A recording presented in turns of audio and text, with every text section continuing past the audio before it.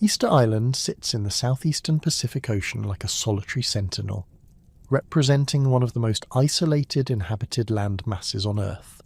The nearest populated territory, Pitcairn Island, lies 1,289 miles to the west, while the Chilean coast stretches 2,300 miles eastward. This extraordinary isolation places Rapa Nui, the island's Polynesian name, in a geographic context that challenges conventional understanding of human migration and settlement patterns across the Pacific.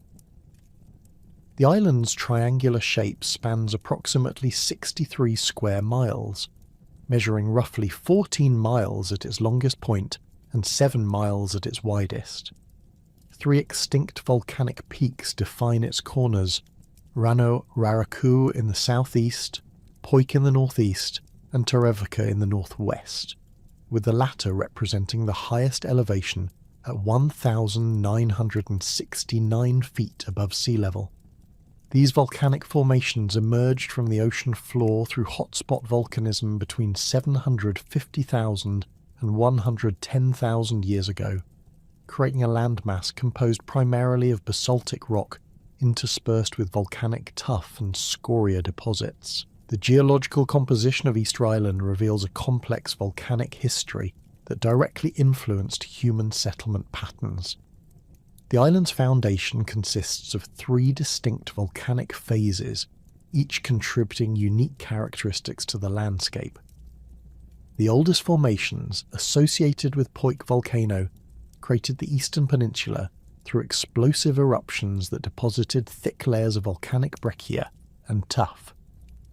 The central and western portions developed through subsequent volcanic activity from Rano, Raraku, and Terevaka, respectively, with the latter's shield volcano structure dominating the island's topography. Volcanic craters dot the landscape, many now transformed into freshwater lakes that served as crucial water sources for inhabitants. Rano Raraku, the quarry site of the famous Moai statues, contains a crater lake surrounded by steep walls of consolidated volcanic ash. Rano Kau, the largest crater at nearly a mile in diameter, holds a shallow lake covered with floating vegetation mats. These geological features created natural boundaries and resource zones that shaped human activities across different periods of occupation. The island's soil composition varies significantly across its terrain, with fertile volcanic soils concentrated in specific areas, while other regions remain rocky and less suitable for agriculture. The western and southwestern slopes of Terevaka contain the most productive agricultural zones, where volcanic ash weathered into rich, dark soils capable of supporting intensive cultivation. Conversely, the eastern regions, particularly around Poik, present more challenging conditions with thinner soil layers and greater exposure to prevailing winds. Archaeological investigations have established human presence on Easter Island through multiple dating methodologies, including radiocarbon dating, obsidian hydration analysis, and stratigraphic excavation. The earliest confirmed evidence of human settlement dates to approximately 1200 AD, though some researchers propose earlier arrival dates based on pollen analysis and sediment cores that suggest forest clearance beginning around 900 AD. These dating discrepancies reflect the challenges inherent in establishing precise chronologies for Pacific Island colonization. Radiocarbon dating of charcoal samples from early cultural layers provides the most reliable chronological framework for human occupation. Excavations at Anahina Beach have yielded dates ranging from 1200 to 1300 AD for the earliest cultural deposits, while sites across the island show consistent occupation from this period forward. The dating methodology involves careful analysis of organic materials found in association with human artifacts, including charcoal from cooking fires, carbonized plant remains, and organic materials incorporated into construction features. Obsidian hydration dating offers an additional chronological tool specific to Easter Island's volcanic environment. The island's obsidian sources, primarily located at Rito and other volcanic outcrops, provided raw material for tool production throughout the occupation period. When obsidian surfaces are exposed through knapping or breakage, they begin absorbing atmospheric moisture at a measurable rate, creating a hydration rim whose thickness correlates with elapsed time. This technique has proven particularly valuable for dating tool manufacturing sites and establishing activity patterns across different areas of the island. The archaeological record reveals distinct phases of cultural development, each characterized by specific artifact assemblages, architectural styles, and land use patterns. The early period, spanning roughly 1200 to 1500 AD, shows evidence of initial settlement activities, forest clearance, and the establishment of agricultural systems. Material culture from this phase includes simple stone tools, basic cooking features, and the earliest ceremonial structures that would later evolve into the elaborate Ahu platforms. Easter Island's original ecosystem presented both opportunities and constraints for human settlement.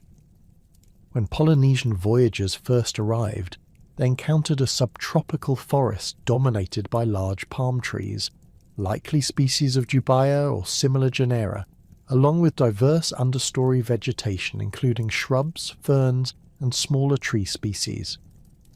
This forest environment supported a limited but significant fauna, including several species of seabirds that nested in the trees and along coastal areas. The palm forest ecosystem provided crucial resources for early inhabitants, including palm nuts for food, palm wood for construction and tool-making, and palm fibre for cordage and textiles. Archaeological evidence suggests these palms reached substantial sizes, with some specimens potentially exceeding 80 feet in height and 3 feet in diameter.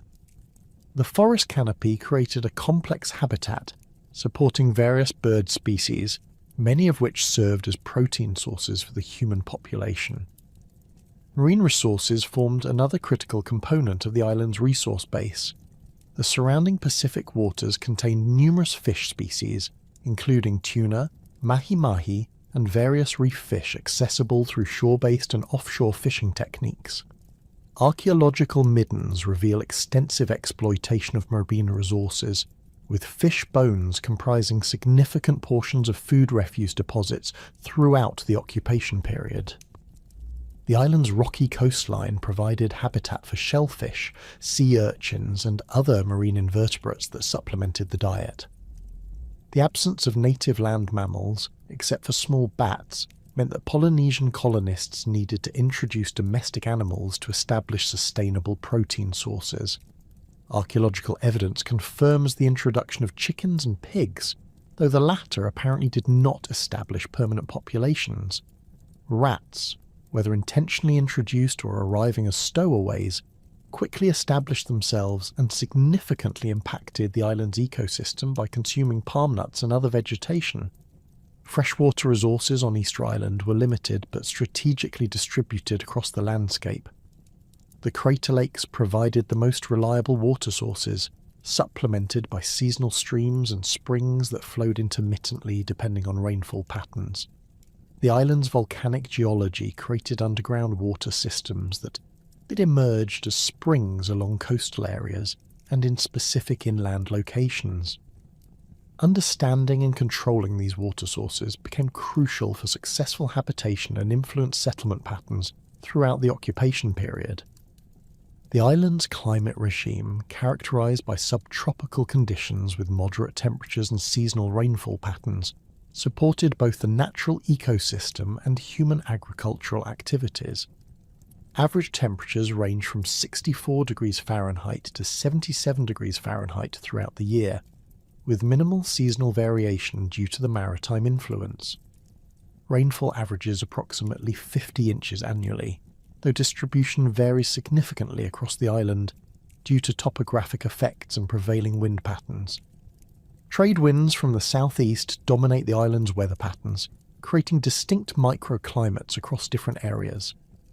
The windward eastern and southern coasts receive higher rainfall and experience stronger winds, while the leeward western and northern areas remain relatively protected.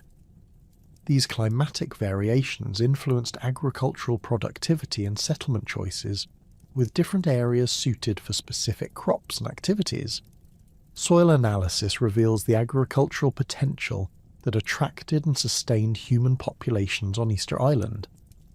The volcanic soils, particularly in areas receiving adequate rainfall, proved capable of supporting intensive cultivation of Polynesian crop species. Sweet potato, taro, yam, banana and sugarcane formed the foundation of the agricultural system, with each crop adapted to specific soil and climatic conditions across the island. Archaeological evidence of ancient agricultural systems includes stone mulching gardens, terraced fields, and irrigation features that maximize productivity in the island's challenging environment. These agricultural modifications represent sophisticated landscape management techniques that allowed relatively dense populations to thrive in isolation. Stone mulching in particular appears to have been extensively employed to retain soil moisture and protect crops from wind damage. The distribution of archaeological sites across Easter Island reflects the complex interaction between environmental factors and human settlement strategies. Coastal areas, particularly along the northern and western shores, contain the highest concentrations of ceremonial architecture and habitation sites, taking advantage of marine resources and relatively protected conditions. Inland areas show evidence of agricultural intensification and resource extraction activities, including quarry sites and tool manufacturing locations. Ceremonial sites, including the famous Ahu platforms and Moai statues, demonstrate sophisticated understanding of the island's geography and geology. The placement of these monuments reflects careful consideration of viewsheds, astronomical alignments, and relationships to natural features. The quarry site at Rano Raraku utilised the volcanic tuff deposits that provided ideal material for statue carving, while the transportation routes between quarry and ceremonial sites reveal detailed knowledge of the island's topography. Recent archaeological discoveries continue to refine understanding of Easter Island's human occupation chronology and environmental history. Excavations at multiple sites have revealed evidence of rapid environmental change following human arrival, including forest clearance, soil erosion, and species extinctions.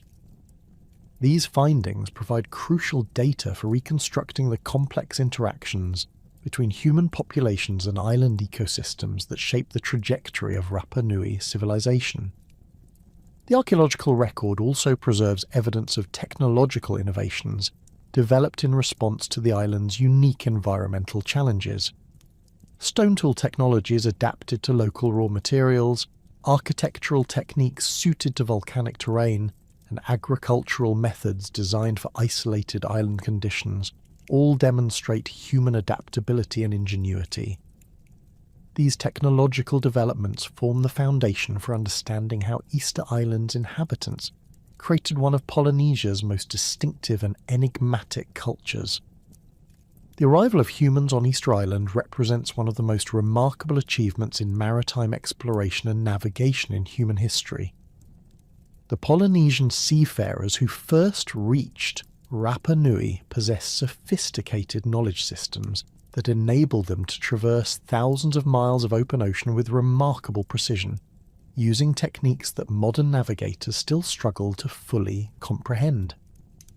These master navigators developed their skills across generations of island hopping throughout the Pacific, culminating in the discovery and settlement of one of the most isolated places on Earth. Polynesian navigation relied on an intricate understanding of celestial movements, ocean swells, wind patterns, and natural indicators that formed a comprehensive wayfinding system. Star navigation formed the backbone of this knowledge, with navigators memorizing the rising and setting positions of over 200 stars and constellations. They tracked the movement of key stars throughout the night, using their positions to determine direction, latitude, and approximate location. The Southern Cross, Orion, and various other constellations served as primary reference points, while navigators learned to account for seasonal variations in stellar positions and the precession of celestial bodies. Ocean swells provided another crucial navigation tool, as experienced navigators could detect and interpret the complex patterns of wave interference created by distant land masses. Islands generate characteristic swell patterns that extend far beyond visual range, creating distinctive signatures that skilled navigators could read like a map. These swells reflect and refract around islands, creating interference patterns that indicate both the direction and approximate distance to land. Navigators learned to feel these subtle wave variations through their bodies while lying in the bottom of their vessels, detecting changes imperceptible to untrained observers. Wind patterns across the Pacific follow predictable seasonal cycles that Polynesian navigators incorporated into their route planning. The trade winds, monsoons, and seasonal wind shifts created highways and barriers that determined optimal sailing seasons and routes. Navigators understood how to exploit these wind patterns for efficient travel while avoiding dangerous weather systems. They recognized the relationship between wind direction, cloud formations, and approaching weather changes, allowing them to make critical decisions about when to continue sailing or seek shelter. Natural indicators provided additional navigation aids that complemented astronomical and oceanographic knowledge. Seabirds offered crucial information about nearby land, as different species had known flight ranges and behavioural patterns. Frigate birds, for example, typically remain within 50 miles of land, while other species indicated different distances and directions to islands. Navigators observed bird flight patterns, particularly their evening return flights to roosting areas, which pointed toward land. They also noted changes in water colour, floating debris patterns, and the presence of land-based insects carried by offshore winds. The sophisticated navigation techniques developed by Polynesian seafarers enabled them to undertake deliberate voyages of exploration and colonization across the vast Pacific. These were not accidental drifting expeditions, but planned ventures involving careful preparation, resource allocation, and strategic timing.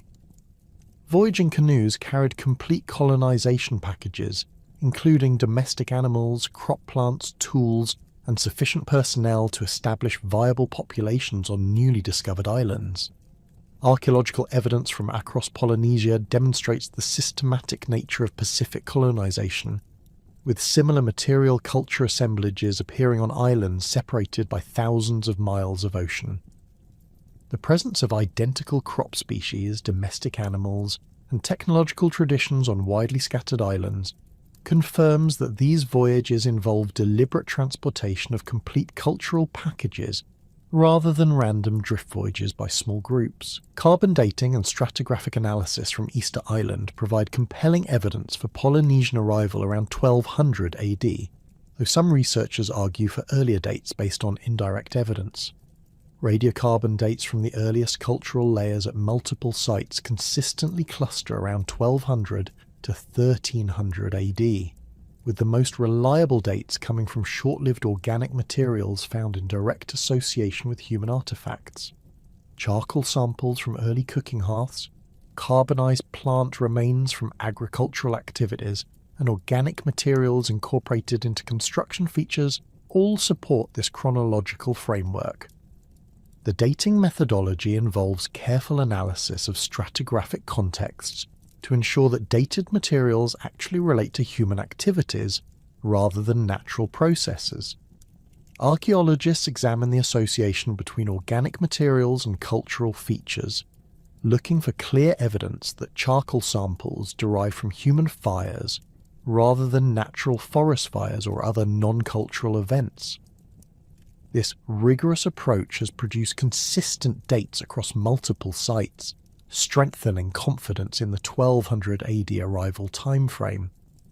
Obsidian hydration dating provides additional chronological support for the archaeological sequence on Easter Island. The island's volcanic glass sources at Orito and other locations supplied raw material for tool production throughout the occupation period. When obsidian artifacts are manufactured, Their surfaces begin absorbing atmospheric moisture at measurable rates, creating hydration rims whose thickness correlates with elapsed time since manufacture. This dating technique has proven particularly valuable for establishing activity sequences at tool manufacturing sites and tracking changes in lithic technology over time. Genetic studies of modern Rapa Nui people and ancient DNA analysis of skeletal remains provide crucial insights into the founding population and subsequent demographic history of Easter Island. Mitochondrial DNA analysis reveals clear Polynesian ancestry among the Rapa Nui, with specific haplogroups that trace back to populations in central and eastern Polynesia. These genetic signatures match patterns found in other Polynesian populations, confirming the cultural and archaeological evidence for Polynesian colonization. The genetic diversity present in modern Rapa Nui populations suggests that the founding group included sufficient individuals to establish a viable breeding population. Estimates based on genetic analysis indicate that the initial colonizing population likely numbered between 20 and 100 individuals, though the exact size remains uncertain due to subsequent demographic fluctuations and genetic bottlenecks. This founding population size falls within the range observed for other successful Polynesian colonizations across the Pacific. Ancient DNA analysis of pre-contact skeletal remains has revealed additional information about the biological characteristics and population history of early Easter Island inhabitants. These studies confirm Polynesian ancestry, while providing insights into health, nutrition, and demographic patterns during different periods of occupation. The skeletal evidence indicates that early populations maintained relatively good health and nutrition, suggesting successful adaptation to the island environment. Archaeological evidence reveals that early settlers established their initial settlements along the northern and western coasts of Easter Island, taking advantage of the most protected harbours and favourable environmental conditions. Anakena Beach, with its white coral sand and relatively calm waters, appears to have served as a primary landing site and early settlement area. Archaeological deposits at Anakena contain some of the earliest radiocarbon dates on the island, along with evidence of initial habitation structures and subsistence activities. The settlement pattern reflects strategic decision-making by the colonizers, who selected locations that maximized access to marine resources while providing protection from prevailing winds and rough seas. The northern coast offered the best combination of landing beaches, fresh water sources, and agricultural potential, making it the logical choice for initial settlement. From these coastal bases, the population gradually expanded inland and around the island's perimeter. Early settlement features include simple stone foundations for residential structures, cooking areas marked by fire-cracked rock concentrations, and refuse deposits containing the remains of marine and terrestrial food sources. These archaeological features provide direct evidence of daily life activities and subsistence strategies employed by the first inhabitants. The material culture from early sites includes basic stone tools, fishing equipment, and food preparation implements that reflect Polynesian technological traditions adapted to local resources. The adaptation strategies employed by Easter Island's first inhabitants demonstrate remarkable flexibility and innovation in response to the island's unique environmental challenges. Unlike other Polynesian islands with extensive reef systems and diverse marine environments, Easter Island presented a more limited marine resource base that required modified fishing strategies and greater reliance on terrestrial resources.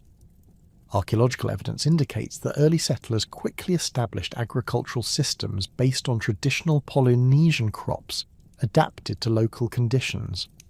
Sweet potato cultivation became particularly important, as this crop proved well suited to Easter Island's climate and soil conditions.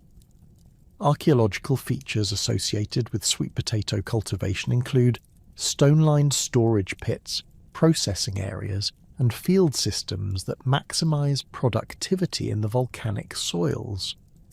The introduction and management of domestic animals formed another crucial adaptation strategy.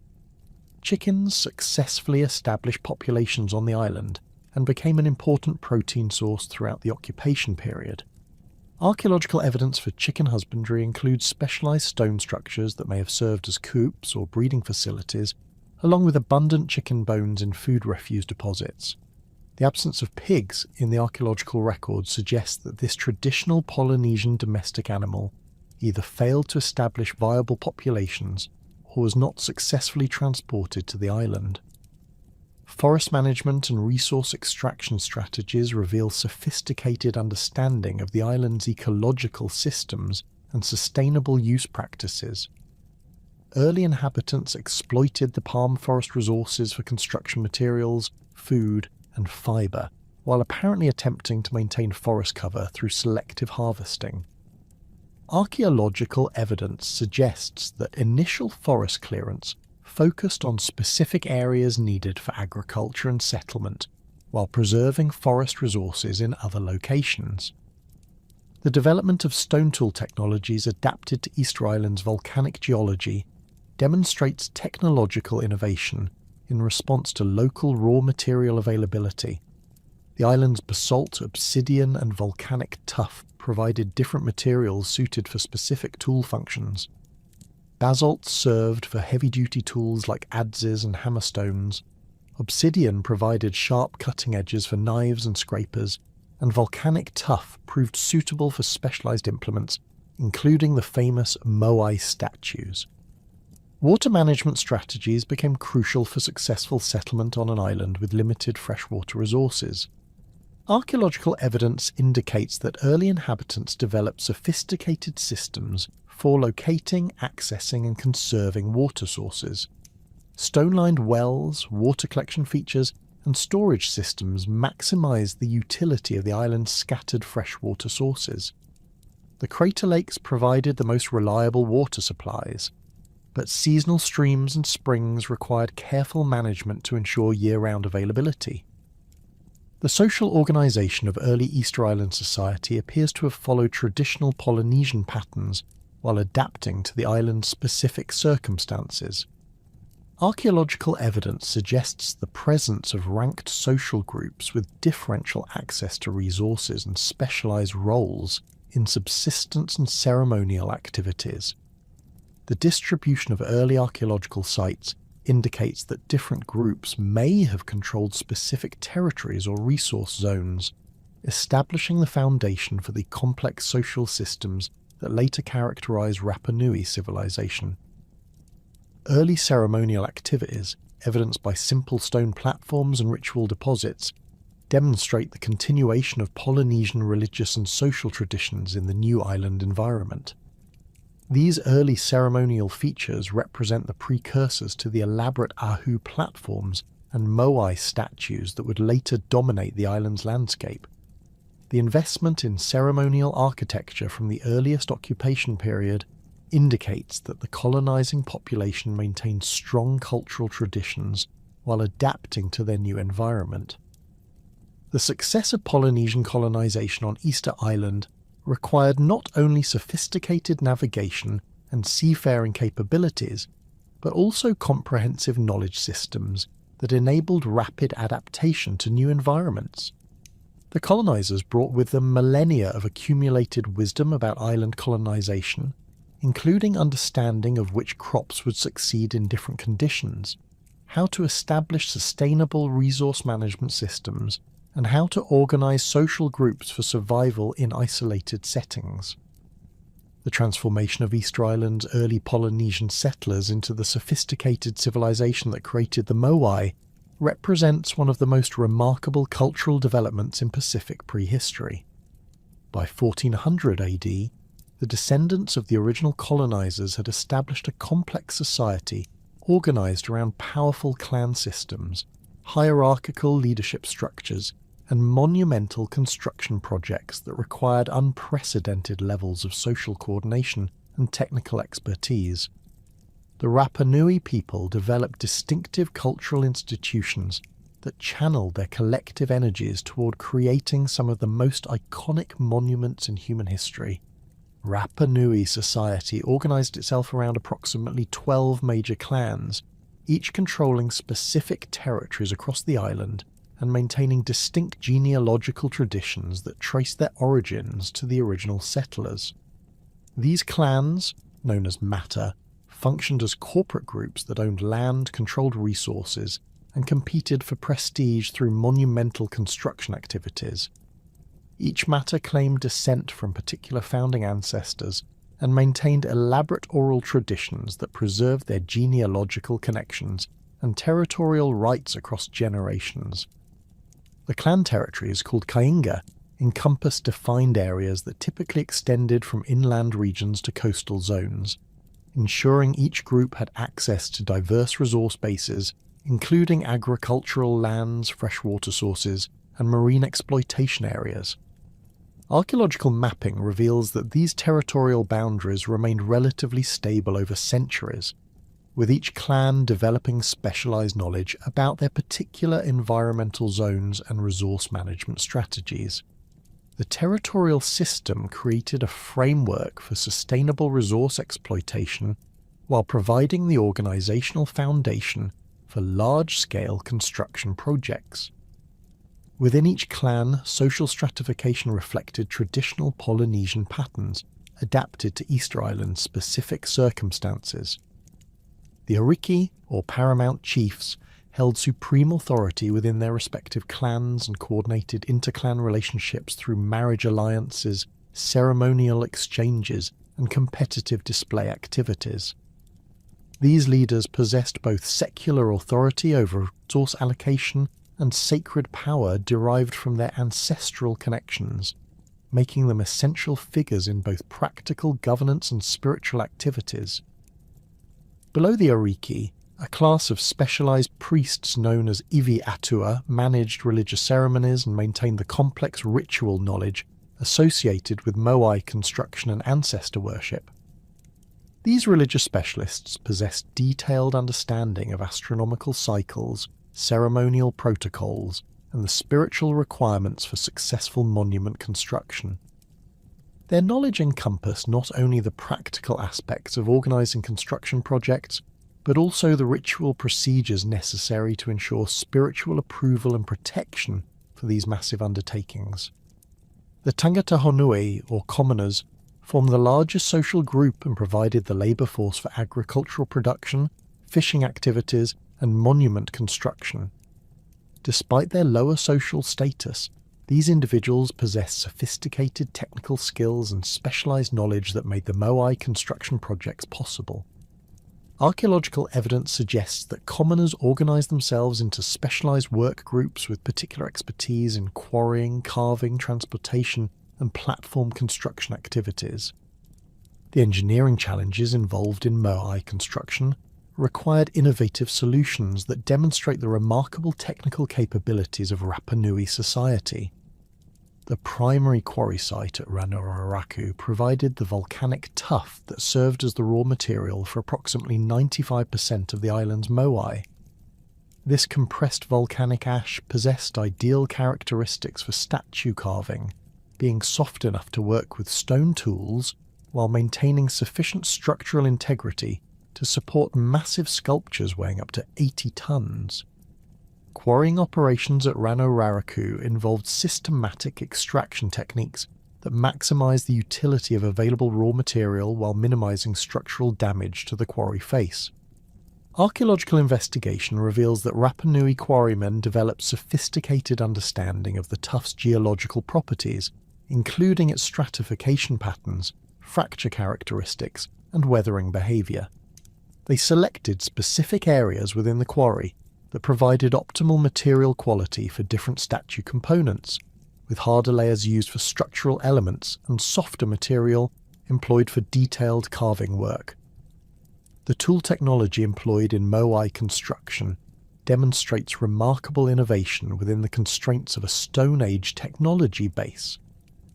Rapa Nui craftsmen manufactured their carving implements primarily from basalt, creating a diverse toolkit that included heavy percussion tools for rough shaping, medium-weight implements for intermediate carving stages, and fine tools for detailed finish work.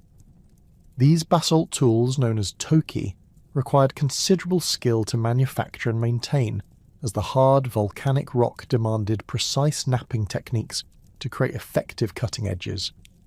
Archaeological analysis of tool assemblages from Arano-Raraku reveals the sophisticated organisation of carving activities, with different areas of the quarry specialised for particular stages of the construction process.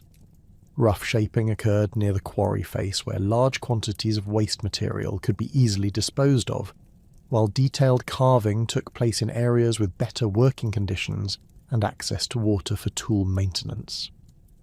The distribution of different tool types across the quarry site indicates that work groups specialised in particular aspects of the carving process, creating an efficient production system that maximised both quality and output. The carving process itself followed standardised procedures that ensured consistency across the hundreds of moai produced over several centuries. Sculptors began by outlining the basic statue form on the quarry face, then systematically removed material to create the rough shape. The distinctive moai profile, with its elongated head, prominent nose and stylised features, required precise proportional relationships that Rapa Nui carvers maintained across statues of vastly different sizes. This consistency suggests the existence of formal training systems and standardised design templates that preserved artistic traditions across generations.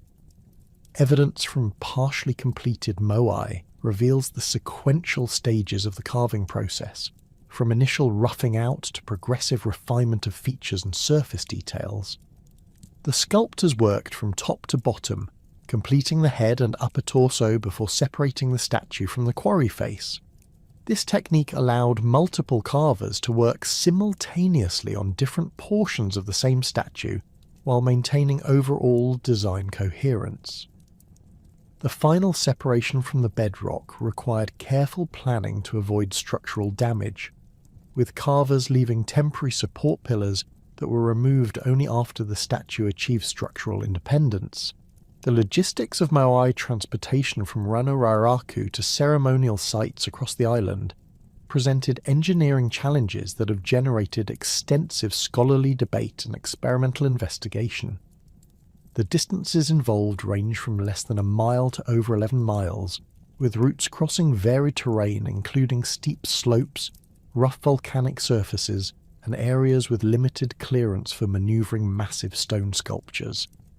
Archaeological evidence indicates that approximately 400 moai were successfully transported to ceremonial platforms, while nearly 900 remain at or near the quarry site.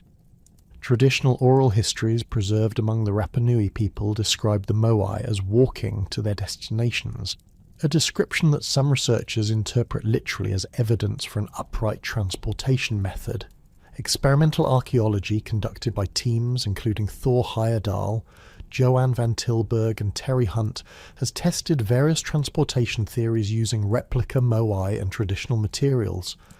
These experiments have demonstrated the feasibility of multiple transportation methods, each with distinct advantages and limitations depending on specific circumstances. The rolling method, first tested extensively during Heyerdahl's expeditions, involves placing the moai on wooden rollers and pulling them across prepared roadways. This technique requires substantial quantities of timber for both rollers and leverage poles, along with smooth, relatively level transport routes. Experimental trials have shown that teams of 70 people can successfully move multi-ton statues using this method, though the timber requirements would have placed significant demands on the island's forest resources. Sledding represents another viable transportation option that may have been employed for moving moai across rougher terrain or during periods when timber resources became scarce. This method involves securing the statue to a wooden sledge and dragging it along prepared pathways, potentially using stone rollers in areas with suitable surfaces. Archaeological evidence for ancient roadways includes cleared corridors between Rano-Raraku and various ceremonial sites, with some routes showing evidence of deliberate surface preparation and obstacle removal. The walking method, demonstrated convincingly by recent experimental work, involves manipulating the statue in an upright position, using rope systems that rocket forward in a controlled manner.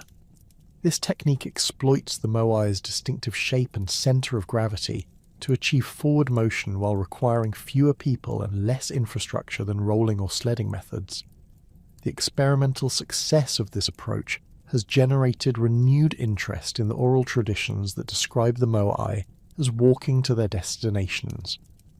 Transportation route analysis reveals sophisticated planning that took advantage of natural terrain features while minimizing the technical challenges of moving massive stone sculptures. The ancient roadways, known as Ara Moai, follow carefully selected paths that avoid the steepest slopes and most difficult terrain while providing the most direct routes to ceremonial destinations. Archaeological survey has identified multiple parallel routes between major sites, suggesting that transportation planners developed alternative pathways to accommodate different circumstances or seasonal conditions. The ceremonial platforms known as Ahu represent the culmination of Rapa Nui monumental architecture, serving as the final destinations for transported moai and the focal points for ancestor worship activities.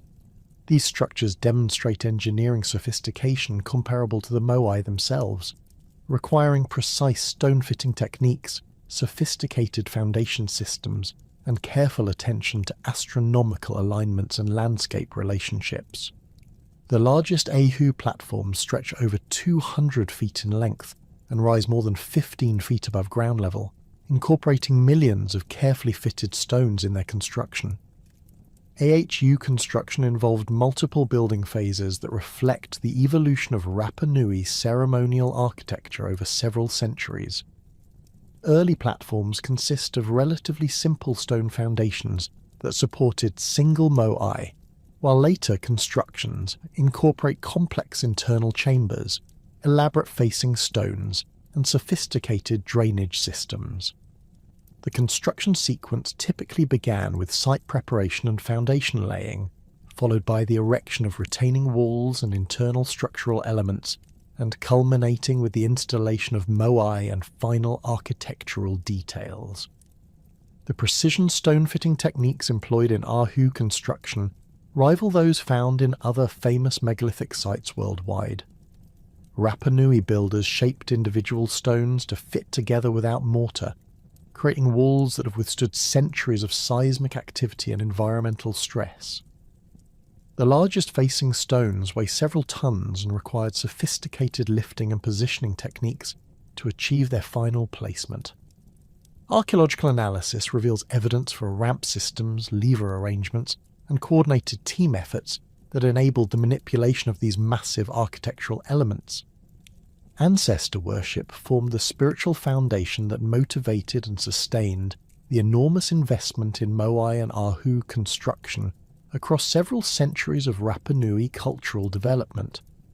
The Rapa Nui believed that their deceased ancestors retained active involvement in the affairs of the living, providing protection, guidance, and prosperity when properly honoured through ceremonial activities and monumental construction.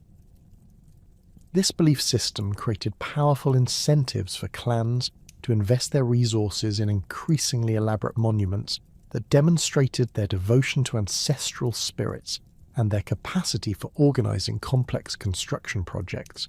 The moai themselves functioned as physical manifestations of ancestral presence, with each statue representing specific deceased leaders or important clan figures. The distinctive artistic style of the moai, with their solemn expressions and inward-gazing orientation, reflects their role as eternal guardians watching over their descendants' territories. The placement of moai on Ahu platforms positioned them to oversee clan lands and provide spiritual protection for agricultural activities, residential areas, and ceremonial gatherings. Religious ceremonies conducted at Ahu sites involved elaborate protocols that honoured ancestral spirits, while reinforcing social hierarchies and clan identities. These rituals included food offerings, chanted genealogies, and competitive displays that demonstrated each clan's prosperity and spiritual connections. Archaeological evidence for ceremonial activities includes specialised cooking features, offering deposits and artifact assemblages associated with ritual feasting and gift exchange activities. The spiritual beliefs that motivated Moai construction also encompassed concepts of mana, the supernatural power that flowed through sacred objects, places, and individuals. The Rapa Nui believed that properly constructed and consecrated Moai possessed mana that could influence natural forces, ensure agricultural success, and protect clan territories from spiritual and physical threats. This belief system created strong incentives for technical excellence in statue construction, as flawed or improperly made Moai might fail to attract or retain the spiritual power necessary for their protective functions. Astronomical knowledge played a crucial role in Rapa Nui's ceremonial activities and monument construction, with many Yahoo platforms incorporating alignments to significant celestial events, including solstices, equinoxes, and the rising positions of important stars. These astronomical relationships connected the monuments to cosmic cycles that governed agricultural activities, ceremonial calendars, and spiritual observances. The integration of astronomical knowledge into monument design demonstrates the sophisticated intellectual achievements of Rapa Nui society and their understanding of the relationships between earthly and celestial phenomena. The social organization required to sustain Moai construction over several centuries represents one of the most impressive examples of collective action in prehistoric societies. Archaeological evidence suggests that major construction projects involved coordinated efforts by multiple clans, with specialized work groups contributing particular skills and resources to shared objectives. This cooperation required sophisticated leadership systems, resource allocation mechanisms, and conflict resolution procedures that enabled sustained collaboration, despite competitive relationships between different social groups.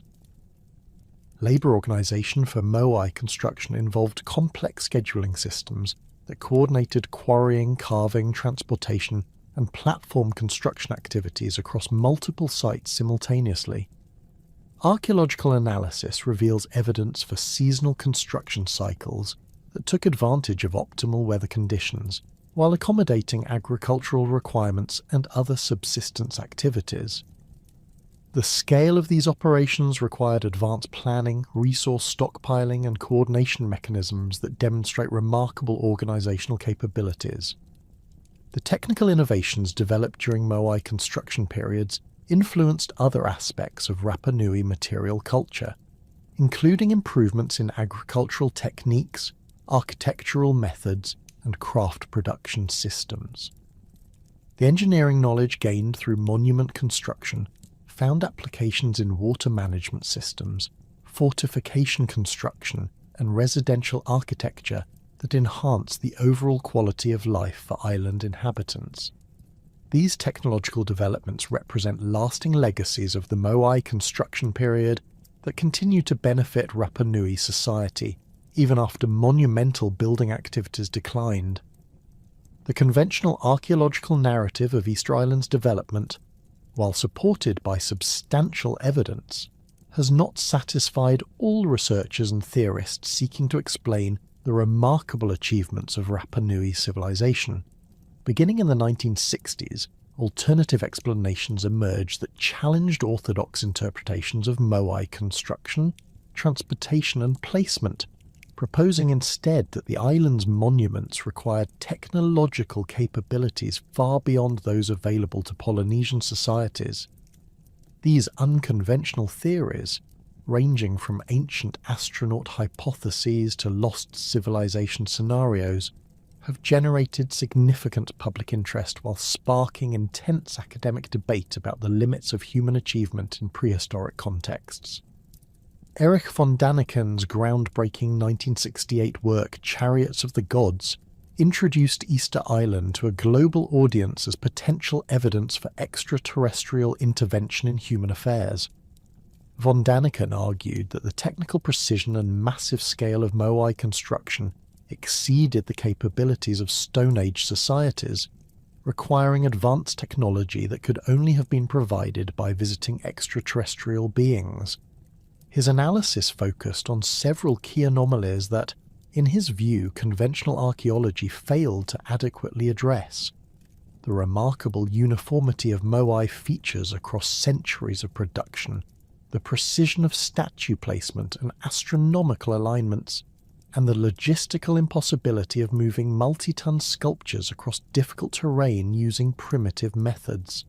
Von Daniken's extraterrestrial hypothesis drew particular attention to the distinctive appearance of the Moai themselves, arguing that their elongated heads, prominent eyes, and solemn expressions represented attempts by primitive artists to depict visiting space travelers wearing helmets or breathing apparatus. He noted that similar elongated head motifs appeared in ancient art from various global locations, suggesting a worldwide pattern of extraterrestrial contact that left consistent artistic evidence across different cultures. The standardized proportions and facial features of Easter Island's Moai, according to this interpretation, resulted from Rapa Nui artists copying the appearance of actual extraterrestrial visitors rather than developing these forms through indigenous artistic traditions. The ancient astronaut theory gained additional support from researchers who identified alleged technological anomalies in Moai construction that seemed to require capabilities beyond Stone Age societies. Giorgio Tsoukalos, a prominent proponent of ancient astronaut theories, has argued that the precision of Moai carving demonstrates knowledge of advanced sculptural techniques that prehistoric peoples could not have developed independently. He points to the mathematical precision of statue proportions, the sophisticated understanding of structural engineering required to create stable multi-ton sculptures, and the apparent standardization of production methods across the entire construction period as evidence for technological guidance from advanced beings. Proponents of extraterrestrial involvement have also focused on the mysterious pukao, the red scoria cylinders that crown approximately 100 Moai at various ceremonial sites across the island. These cylindrical stone caps, some weighing up to 12 tons, required separate quarrying operations at Punapau Crater and independent transportation to Moai locations. Ancient astronaut theorists argue that the pukao represent technological devices rather than ceremonial headdresses, possibly depicting helmets, communication equipment, or energy collection apparatus used by visiting extraterrestrials. The precision required to balance these massive cylinders atop completed Moai suggests, according to this interpretation, the use of advanced lifting technology unavailable to prehistoric societies. The transportation of Moai from Rano-Raraku quarry to ceremonial sites across the island has generated particularly intense speculation about possible extraterrestrial assistance. Despite experimental demonstrations of various transportation methods using traditional materials and techniques, some researchers maintain that the logistics of moving nearly 400 multi-ton statues across rough volcanic terrain exceeded the organizational and technological capabilities of isolated Polynesian communities. David Childress, author of numerous books on ancient mysteries, has suggested that the Moai transportation problem can only be solved by invoking advanced technology, possibly including anti-gravity devices or other exotic propulsion systems that enabled the statues to be moved with minimal effort. Ancient astronaut proponents have identified several specific features of Moai transportation that they argue support extraterrestrial involvement. The absence of wear patterns on many transported Moai suggests to these researchers that the statues never actually contacted the ground during movement, implying levitation or other advanced transportation methods. The survival of delicate surface details and projecting elements on transported statues indicates, according to this interpretation, that conventional dragging or rolling methods would have caused damage that is not observed on the actual monuments. The apparent randomness of statue abandonment along transportation routes has been interpreted as evidence for sudden technological failure or departure of extraterrestrial assistance. Astronomical alignments incorporated into Easter Island's ceremonial architecture have provided additional fuel for ancient astronaut theories, with some researchers arguing that the precision of these alignments required advanced astronomical knowledge unavailable to prehistoric societies. Robert Bauval, known for his work on astronomical alignments in ancient Egyptian monuments, has suggested that Easter Island's Ahu platforms incorporate sophisticated celestial relationships that demonstrate knowledge of precession, stellar coordinates, and complex astronomical cycles. According to this interpretation, the astronomical precision of Rapa Nui monuments indicates guidance from technologically advanced beings with superior understanding of celestial mechanics. The placement of Moai in relationship to astronomical phenomena has been interpreted by some researchers as evidence for extraterrestrial communication systems or navigational aids. William Corliss, compiler of anomalous archaeological data, has noted that certain Moai groupings appear to mark specific stellar rising points or celestial events with precision that exceeds what might be expected from societies lacking advanced instruments. The consistent orientation of platform-mounted Moai toward inland areas, rather than the ocean, has been interpreted as evidence that these monuments served functions related to sky observation or communication with aerial visitors rather than traditional ancestor worship activities. Alternative theories about Easter Island's development have also emerged from researchers who, while rejecting extraterrestrial explanations, argue that conventional archaeology underestimates the technological capabilities of ancient civilizations. Graham Hancock, author of Fingerprints of the Gods, has proposed that Easter Island preserves evidence of a lost advanced civilization that possessed sophisticated engineering knowledge, subsequently forgotten during periods of cultural collapse.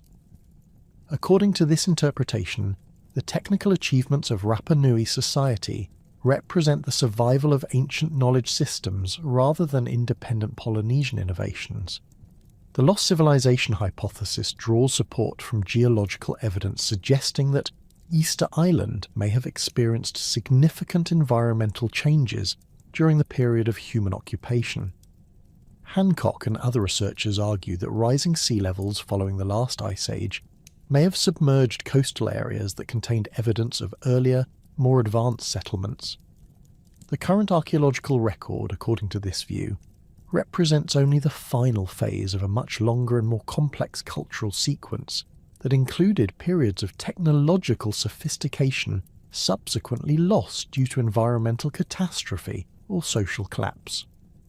Proponents of advanced ancient civilization theories point to specific technical achievements on Easter Island that they argue exceed the capabilities typically attributed to Polynesian societies.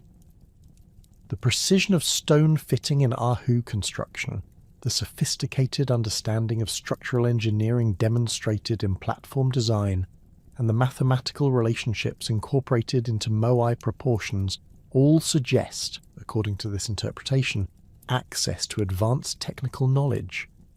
The apparent standardization of construction techniques across centuries of building activity indicates the existence of formal technical education systems that preserved and transmitted complex engineering knowledge across generations. The Rongorongo script of Easter Island has provided additional evidence for researchers arguing for advanced ancient civilizations.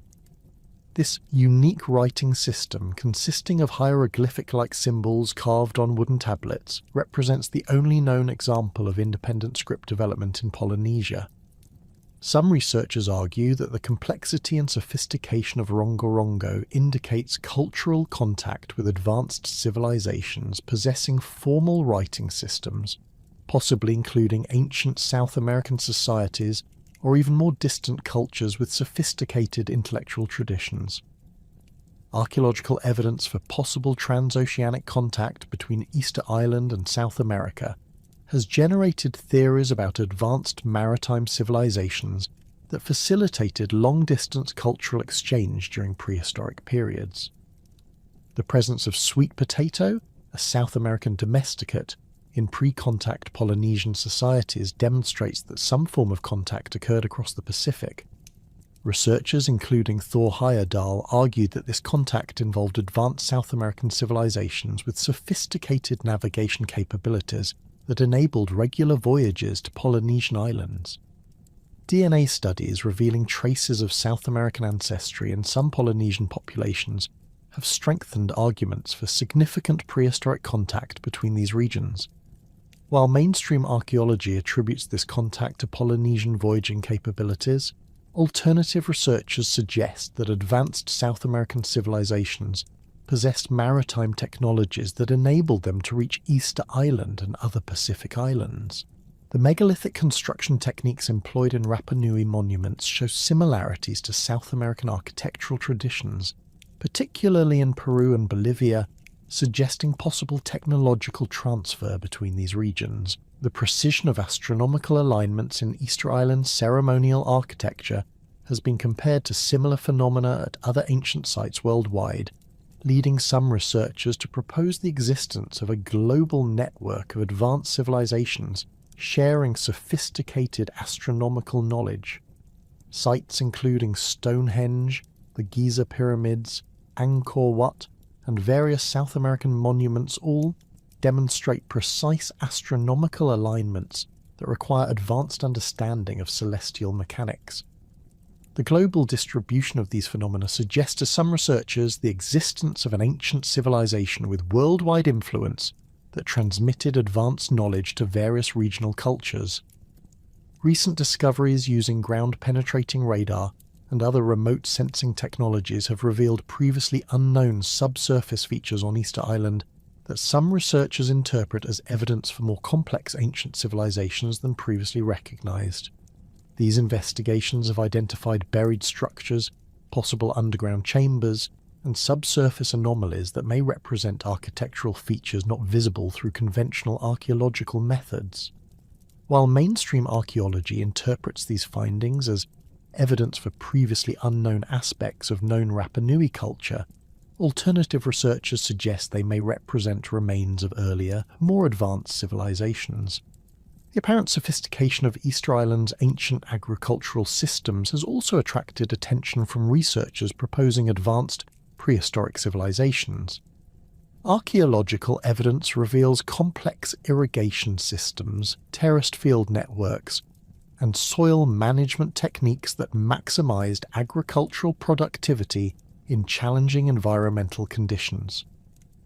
Some researchers argue that these agricultural innovations demonstrate knowledge of soil science, hydrology, and ecological management that exceeds what might be expected from isolated Polynesian communities, suggesting influence from more advanced civilizations.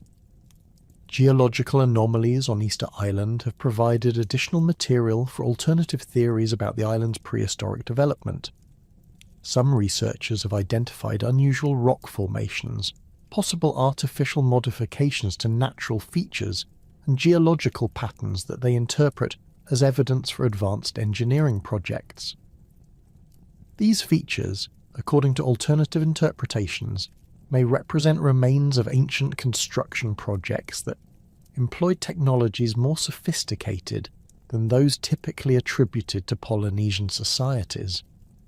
The decline of Easter Island's Moai construction activities has been interpreted by some alternative researchers as evidence for the departure of extraterrestrial visitors or the collapse of contact with advanced civilizations. The relatively sudden cessation of statue production around 1500 AD, followed by apparent cultural changes and population decline, suggests to these theorists that external technological assistance was withdrawn, leaving the Rapa Nui unable to continue their monumental construction projects.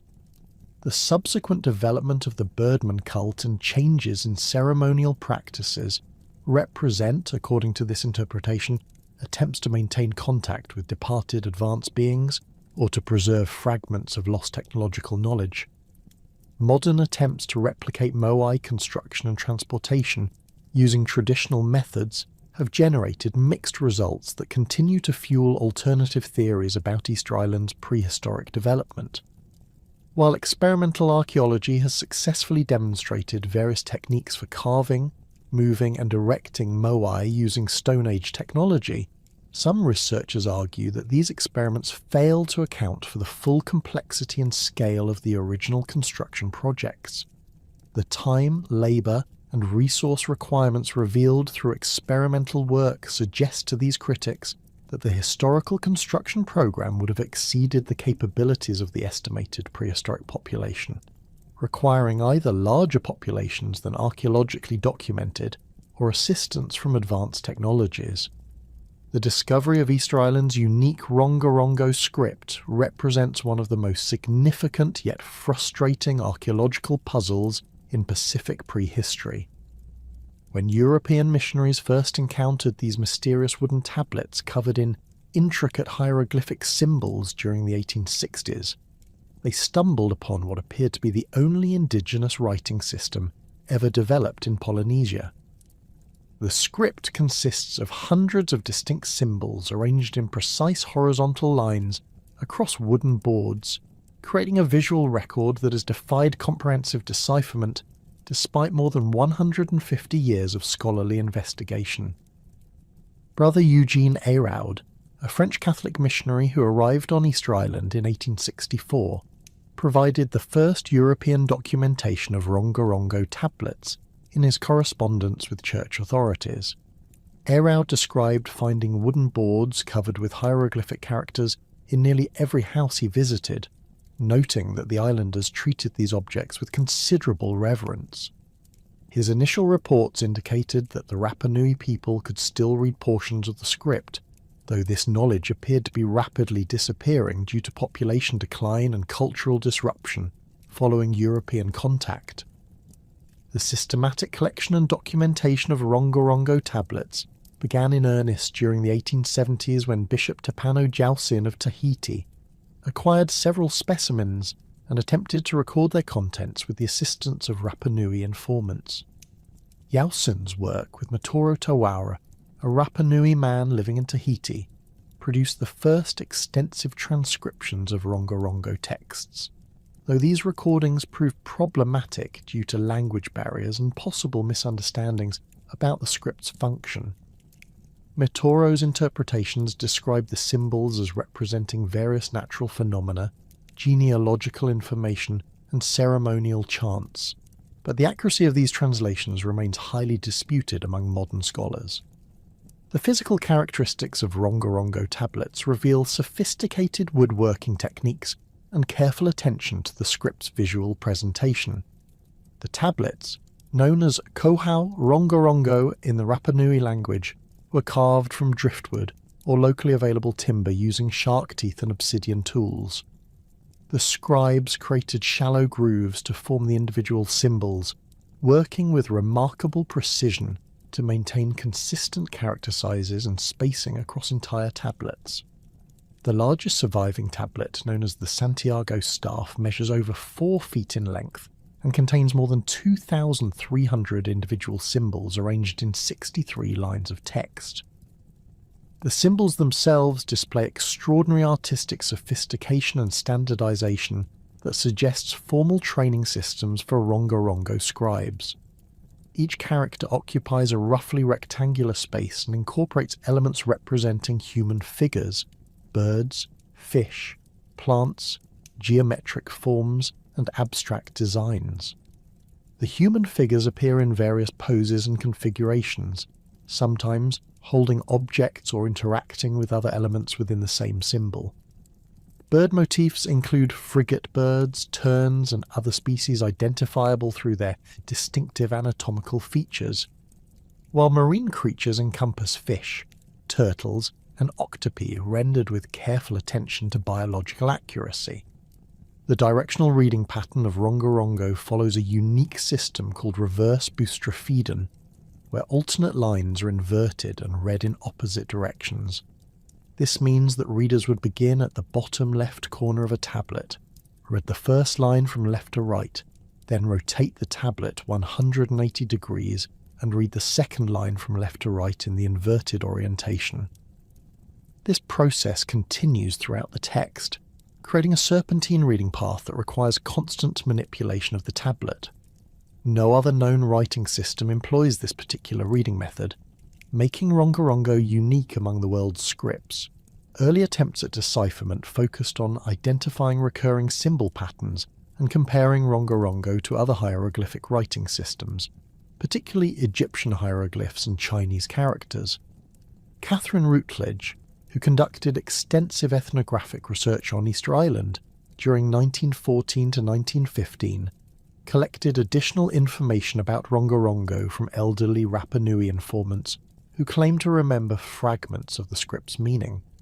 Her work documented the ceremonial contexts in which Rongorongo tablets were traditionally used, including recitation performances during religious festivals and the formal training of young men in the script's interpretation. The German ethnologist Thomas Barthel made significant advances in Rongorongo research during the 1950s and 1960s by creating the first comprehensive catalogue of Rongorongo symbols and developing systematic methods for analysing the script's structure. Barthel identified approximately 600 distinct symbols and established a standardised numbering system that remains in use among Rongorongo researchers today. His statistical analysis revealed that certain symbols appear with much greater frequency than others, suggesting that the script might function as a syllabic or logographic system rather than a purely pictographic one. Barthel's work also identified several tablets that appeared to contain similar textual content, indicating that Rongorongo might preserve standardized compositions rather than unique individual documents. The Mamari tablet and the Aruku Karenga tablet, for example, share substantial portions of identical symbol sequences, suggesting that these texts might represent different versions of the same traditional composition. This discovery implied that Rongorongo functioned as a mnemonic system for preserving oral traditions, rather than as a tool for creating original written documents. Russian linguist Yuri Knorosov, famous for his breakthrough decipherment of Maya hieroglyphs, applied his expertise to Rongorongo during the 1960s and proposed that the script represented a mixed writing system combining logographic and syllabic elements. Knorosov identified potential phonetic indicators within the symbol inventory and suggested that certain signs functioned as determinatives that clarified the meaning of adjacent symbols. His analysis revealed structural similarities between Rongorongo and other ancient writing systems, particularly in the use of compound symbols that combined multiple semantic and phonetic elements. The discovery of the lunar calendar hypothesis represented a major breakthrough in Rongorongo research, when William Liller identified astronomical content within several tablets during the 1980s. Liller's analysis of the Mamari tablet revealed symbol sequences that appeared to correspond with lunar months and calendar calculations, suggesting that at least some Rongorongo texts functioned as astronomical records. His work identified symbols that might represent different phases of the moon, seasonal markers, and ceremonial dates tied to agricultural and religious cycles. Jacques Guy's computational analysis of Rongorongo during the 1990s employed statistical methods borrowed from cryptography and comparative linguistics to identify structural patterns within the script. Guy's research revealed that Rongorongo symbol sequences follow statistical distributions similar to those found in natural languages, supporting the hypothesis that the script represents genuine linguistic content rather than purely decorative or magical symbols.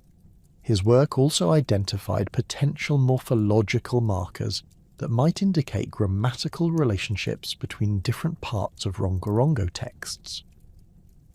The development of computer-assisted analysis techniques has enabled more sophisticated approaches to Rongorongo decipherment, with researchers creating digital databases that facilitate pattern recognition and statistical analysis across the entire corpus of surviving tablets. These computational methods have revealed previously unnoticed structural relationships between different texts and identified recurring formulaic expressions that might represent standardized phrases or ceremonial formulas. The digital analysis has also enabled more precise measurement of symbol frequencies and distributions, providing quantitative data for testing various decipherment hypotheses. Recent epigraphic analysis by Konstantin Pozniakov has proposed that Rongorongo represents a purely logographic system where each symbol corresponds to a complete word or concept rather than phonetic values. Pozniakov's work suggests that the script functioned primarily as a memory aid for trained reciters who used the visual symbols to trigger recall of extensive oral compositions. According to this interpretation, the symbols served as prompts for traditional chants, genealogies, and ceremonial texts that were primarily preserved through oral tradition rather than written documentation. The limited number of surviving Rongorongo artifacts has severely hampered decipherment efforts, with only 26 objects containing authentic Rongorongo inscriptions currently known to exist. Many of these tablets are fragmentary or poorly preserved, reducing the available textual corpus to approximately 15,000 individual symbols distributed across various museums and private collections worldwide. This small sample size makes statistical analysis difficult and prevents researchers from identifying the full range of symbol variations and contextual uses that would be necessary for comprehensive decipherment.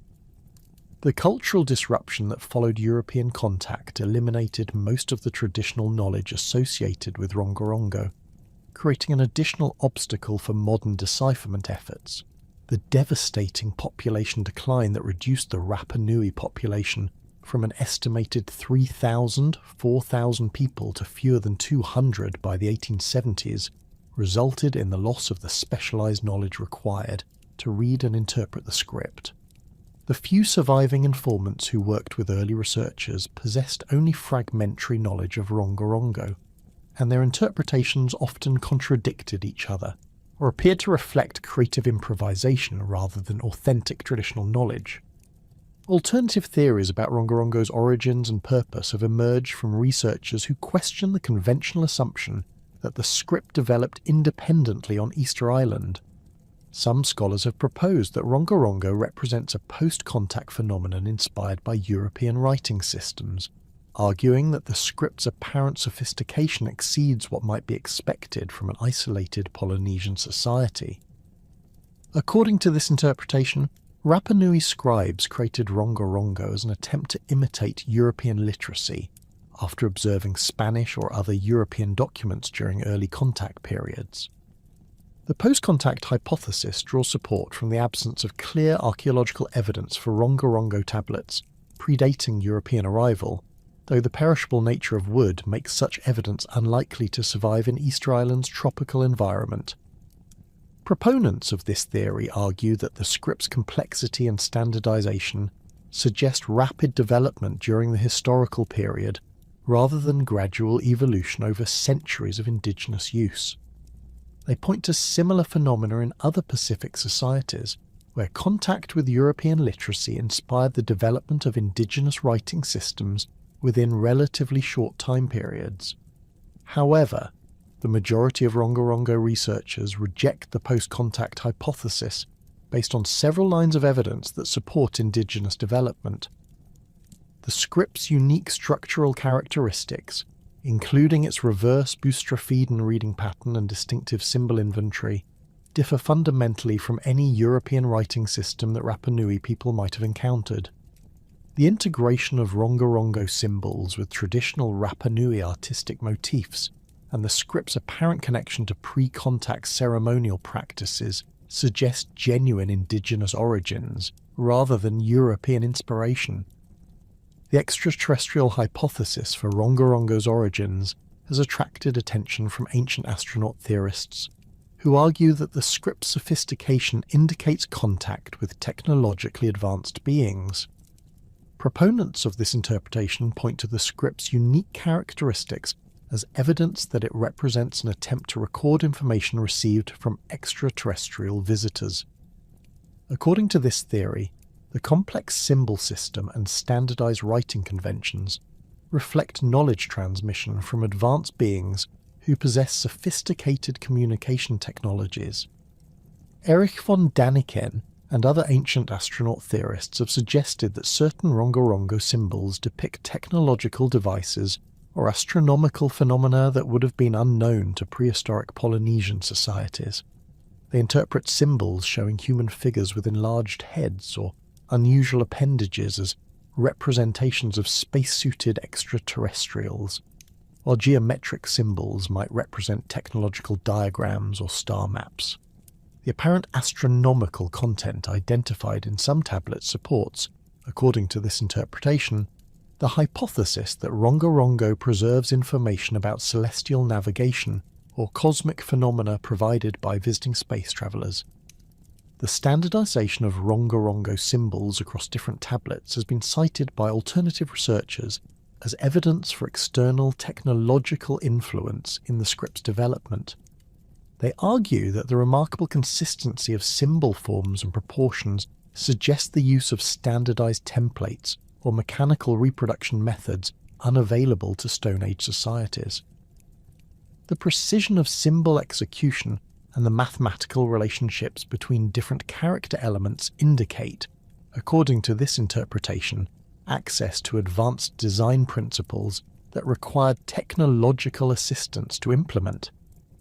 Giorgio Tsoukalos and other proponents of ancient astronaut theories have focused on Rongorongo's unique reading system as evidence for extraterrestrial influence. They argue that the reverse Boustrophedon pattern represents an alien communication protocol that differs from naturally developed human writing systems. The requirement for constant tablet rotation during reading suggests, according to this interpretation, that the script was designed for beings with different physical orientations or technological reading devices rather than human users. The apparent mathematical content within some Rongorongo texts has attracted attention from researchers proposing advanced prehistoric knowledge systems. Analysis of symbol frequencies and distributions reveals numerical patterns that might represent sophisticated mathematical concepts, including prime numbers, geometric relationships, and astronomical calculations. Some alternative researchers argue that these mathematical elements indicate access to advanced knowledge systems that exceeded the typical capabilities of Polynesian societies, possibly through contact with technologically superior civilizations. The global distribution of similar symbolic systems has led some researchers to propose connections between Rongorongo and other ancient scripts found in various parts of the world. Similarities between certain Rongorongo symbols and characters found in Indus Valley script, Easter Islands petroglyphs, and various South American symbolic systems suggest, according to this interpretation, the existence of ancient cultural contacts that facilitated the transmission of writing technologies across vast distances. These researchers argue that Rongorongo represents a local adaptation of a widespread symbolic tradition, rather than an independent Pacific invention. Recent discoveries of previously unknown Rongorongo inscriptions have provided new material for decipherment efforts, while raising additional questions about the script's distribution and use. Petroglyphic versions of Rongorongo-like symbols have been identified at several locations across Easter Island, suggesting that the script might have been more widely used than previously recognized.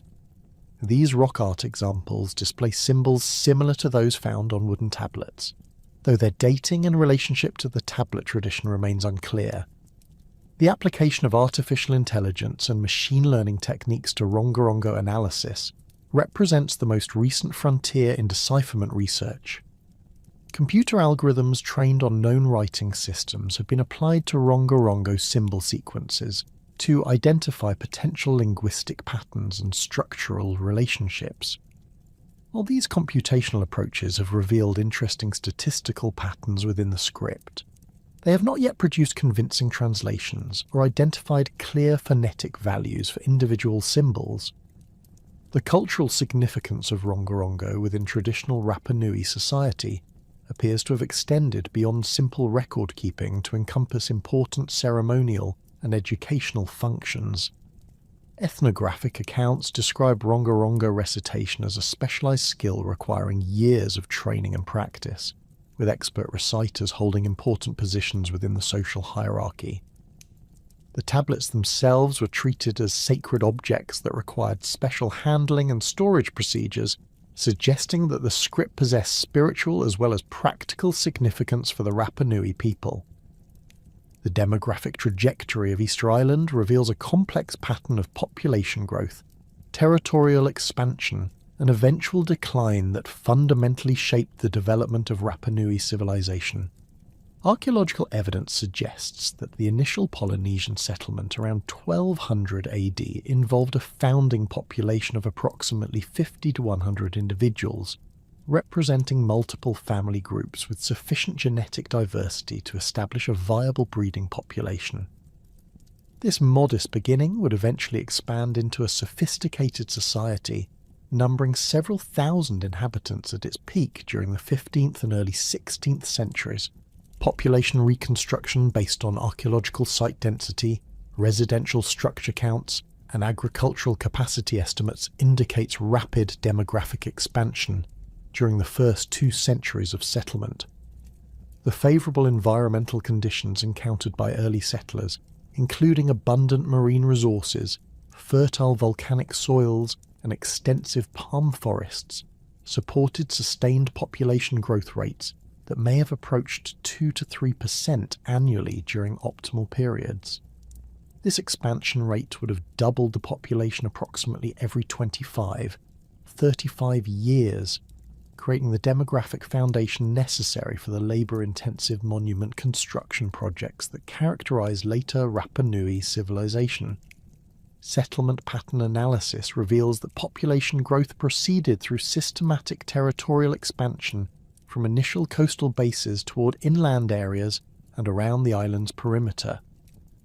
The earliest sites cluster along the northern and western coasts, particularly around Ananakina Beach and the Hangaroa area, where favourable landing conditions and fresh water sources provided optimal settlement locations.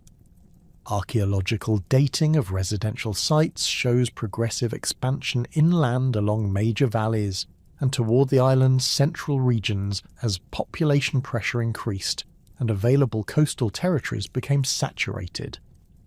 The demographic peak of Easter Island's population likely occurred between 1400 and 1600 AD, when archaeological evidence suggests the island supported between 6,000 and 15,000 inhabitants. This population estimate derives from calculations based on the carrying capacity of documented agricultural systems, the number of residential structures identified through archaeological survey, and comparative data from similar Polynesian societies. The wide range in population estimates reflects uncertainties about household sizes, agricultural productivity levels, and the proportion of the island actually under cultivation during peak periods. Territorial organisation during the population maximum reveals a sophisticated system of clan-based land management that divided the island into distinct zones controlled by different matter or lineage groups. Each clan territory typically extended from coastal areas to inland regions, ensuring access to diverse resource bases including marine exploitation zones, agricultural lands, and freshwater sources. Archaeological mapping has identified approximately 12 major territorial divisions, each encompassing between 2,000 and 8,000 acres, depending on environmental quality and resource availability. The boundaries between clan territories followed natural landscape features, including ridgelines, stream valleys, and volcanic formations that provided clear demarcation lines, while reflecting the practical requirements of resource management. Stone walls and boundary markers reinforced these territorial divisions in areas where natural features proved insufficient for clear demarcation. Archaeological evidence indicates that these territorial boundaries remained relatively stable over several centuries, suggesting successful resolution of potential conflicts over land rights and resource access. Resource management systems within each clan territory demonstrated sophisticated understanding of sustainable exploitation practices adapted to Easter Island's limited and isolated environment. Agricultural zones were carefully managed through crop rotation, fallow periods, and soil enhancement techniques that maintained productivity over extended periods. Marine resources were exploited through seasonal restrictions, gear limitations, and territorial agreements that prevented overexploitation of critical fish populations and shellfish beds. The distribution of freshwater sources across clan territories reveals strategic considerations that influence both territorial boundaries and internal settlement patterns. Each major clan controlled at least one reliable water source, whether crater lakes, seasonal streams, or spring locations. The most powerful clans controlled territories that included multiple water sources or access to the largest crater lakes at Rano Raraku and Reino Kau. Water rights and access agreements between neighbouring clans required sophisticated negotiation and enforcement mechanisms that reflected the critical importance of fresh water in the island's arid environment. Social stratification within Rapa Nui society became increasingly pronounced as population density increased and competition for resources intensified. The Ariki or paramount chiefs consolidated power through control of agricultural surpluses, coordination of monument construction projects, and management of inter-clan relationships. These leaders possessed both secular authority over resource allocation and sacred power derived from genealogical connections to founding ancestors and spiritual forces that govern natural phenomena. Below the paramount chiefs, a class of secondary leaders known as Tangata Honui managed specific aspects of clan activities including agricultural production, fishing operations, and craft specialization. These individuals possessed technical expertise in particular domains and served as intermediaries between the paramount chiefs and common clan members. Archaeological evidence suggests that secondary leaders controlled larger residential compounds and possessed greater quantities of prestige goods, including imported materials and specialized tools. The emergence of craft specialization reflects the increasing social complexity that accompanied population growth and territorial consolidation.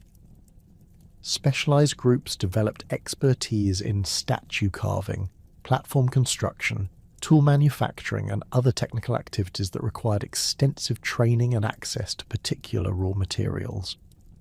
The concentration of specialized activities at specific locations, such as the Moai quarries at Rano Raraku and the tool manufacturing sites near obsidian sources, indicates the development of production systems that served island-wide rather than purely local needs.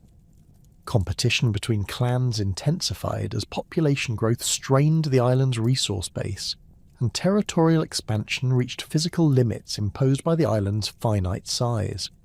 Archaeological evidence for competitive monument construction includes the progressive increase in moai sizes and the elaboration of ceremonial platforms that demonstrated each clan's capacity for organizing large-scale construction projects. The investment of enormous labor resources in non-productive ceremonial activities suggests that prestige competition became a driving force in Rapa Nui society, even as practical resource constraints increased.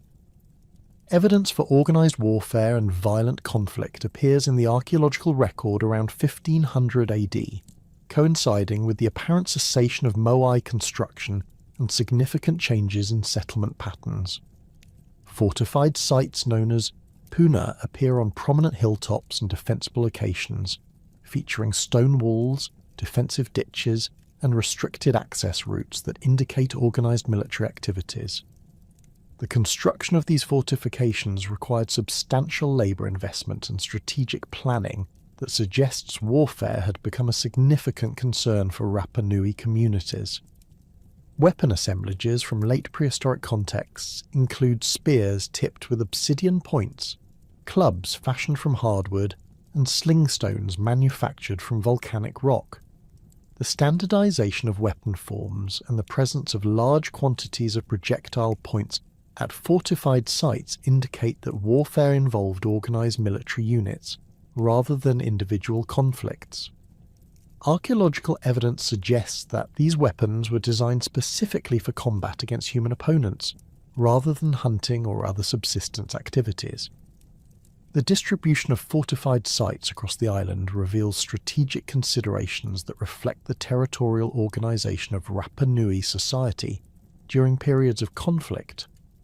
Major fortifications control key transportation routes, water sources, and agricultural areas that would have been crucial for maintaining clan territories under hostile conditions.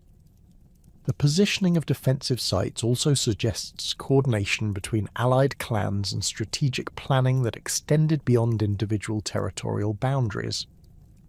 Settlement pattern changes during the conflict period indicate significant population movements and defensive reorganisation that disrupted earlier territorial arrangements. Coastal settlements, previously favoured for their access to marine resources and transportation routes, were largely abandoned in favour of inland locations that offered better defensive positions. Residential sites from this period cluster around fortified locations and show evidence of rapid construction using expedient materials and techniques. Archaeological evidence for destruction and abandonment at many ceremonial sites suggests that warfare specifically targeted the monumental architecture that symbolised clan prestige and spiritual power. Moai were deliberately toppled from their platforms, ceremonial structures were dismantled, and sacred sites were defaced in ways that appear to reflect systematic attempts to destroy the spiritual foundations of enemy clans. The scale and thoroughness of this destruction indicates organised campaigns rather than opportunistic raiding or individual acts of vandalism.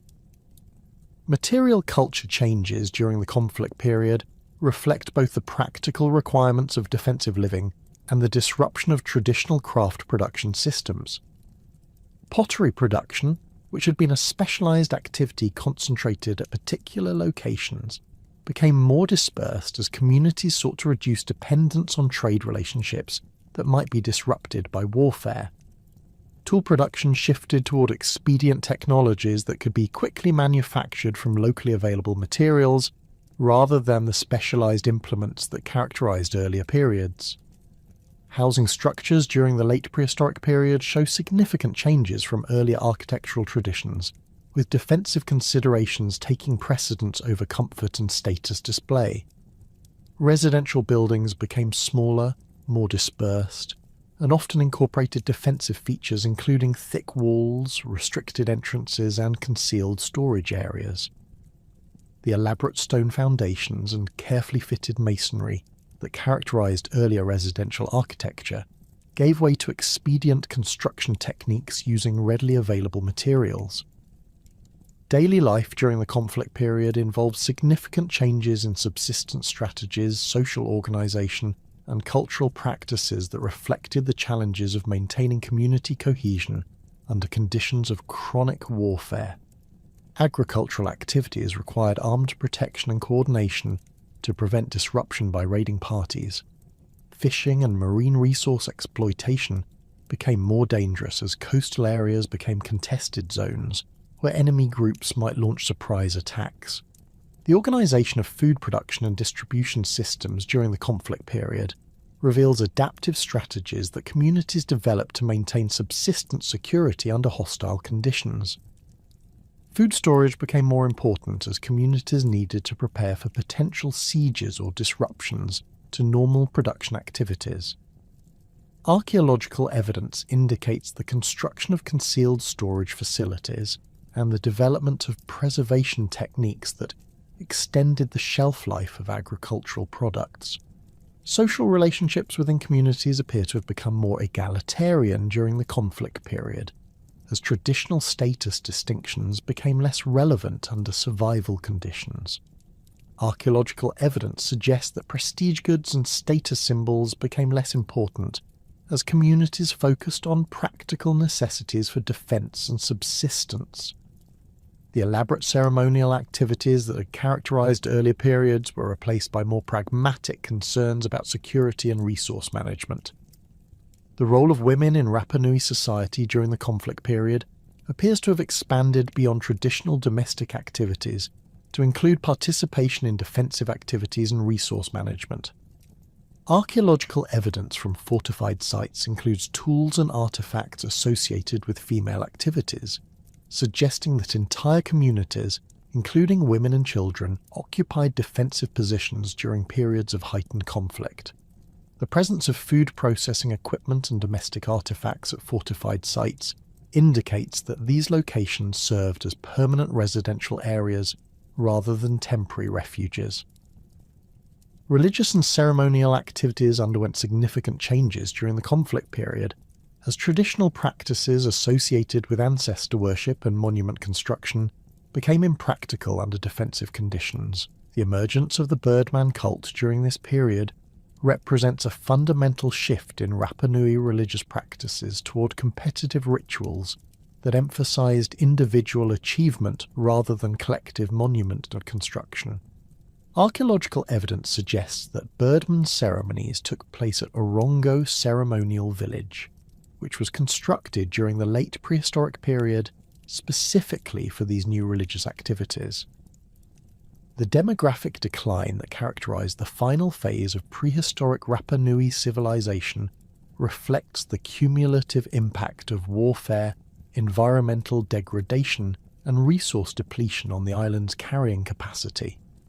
Population estimates for the period immediately preceding European contact suggest that the island's inhabitants had declined to perhaps 2,000, 3,000 individuals, representing a significant reduction from peak population levels.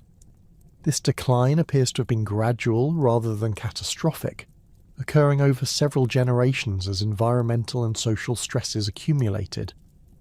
Archaeological evidence for population decline includes the abandonment of marginal agricultural areas, the reduction in settlement site sizes, and changes in material culture that reflect decreased craft specialization and reduced trade relationships between different areas of the island. The concentration of late prehistoric settlements in a few favoured locations suggests that communities consolidated around the most productive and defensible areas while abandoning territories that had become difficult to maintain under changed conditions. The transformation of Easter Island from a thriving civilization capable of monumental construction projects to a society locked in perpetual warfare represents one of the most dramatic societal collapses documented in Pacific prehistory.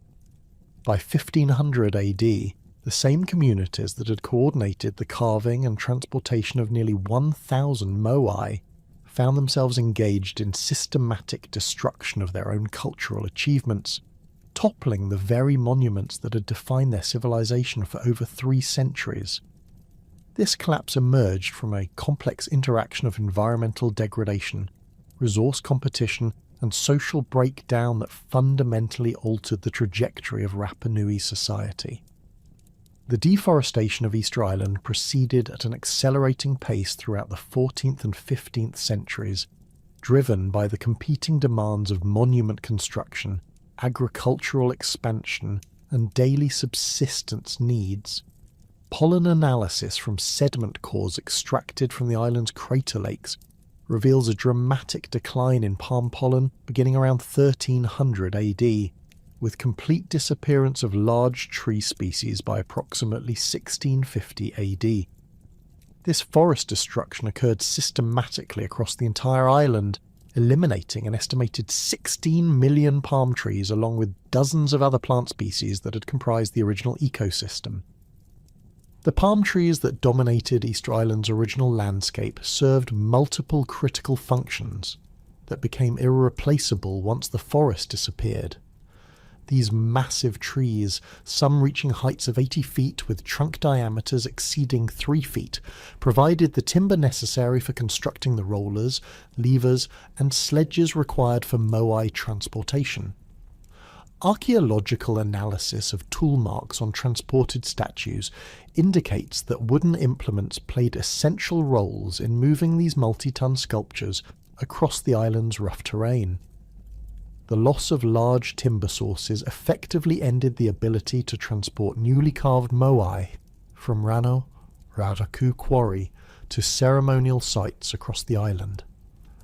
Beyond their role in monument construction, the palm forest provided crucial resources for daily life, including palm nuts that served as a dietary staple, palm fibre used for cordage and textiles, and construction timber for residential buildings and canoe construction. The nuts from these palms contained high concentrations of fats and carbohydrates that supplemented the limited protein sources available on the isolated island. Archaeological middens from early occupation periods contain abundant palm nut shells, indicating their importance in the traditional diet. As the forest disappeared, communities lost access to these critical food resources, forcing greater reliance on agricultural production and marine exploitation. The destruction of the forest canopy eliminated nesting sites for numerous seabird species that had provided important protein sources for the human population. Archaeological analysis of food refuse deposits shows a dramatic decline in bird bone frequencies after 1400 AD, corresponding with the period of intensive deforestation. Species including frigate birds, boobies, and various petrels abandoned their traditional nesting areas as suitable habitat disappeared. The loss of these marine birds removed a renewable protein source that had sustained the population during seasonal fluctuations in fish availability and agricultural productivity. Soil erosion accelerated dramatically following forest clearance, as the root systems that had previously stabilized volcanic soils were eliminated across large areas of the island. Without tree cover to intercept rainfall and moderate surface water flow, seasonal storms carved deep gullies through agricultural areas and carried away the fertile topsoil that had accumulated over centuries of volcanic weathering. Archaeological evidence indicates that many previously productive agricultural areas became unusable for cultivation as erosion removed the soil layers necessary for crop production. The impact of deforestation on Moai transportation capabilities became evident through the abandonment of nearly 400 completed statues along the roads leading from Rano Raraku Quarry to ceremonial sites across the island. These abandoned moai, many showing evidence of careful preparation for transport, represent projects that were initiated but could not be completed once timber resources became unavailable.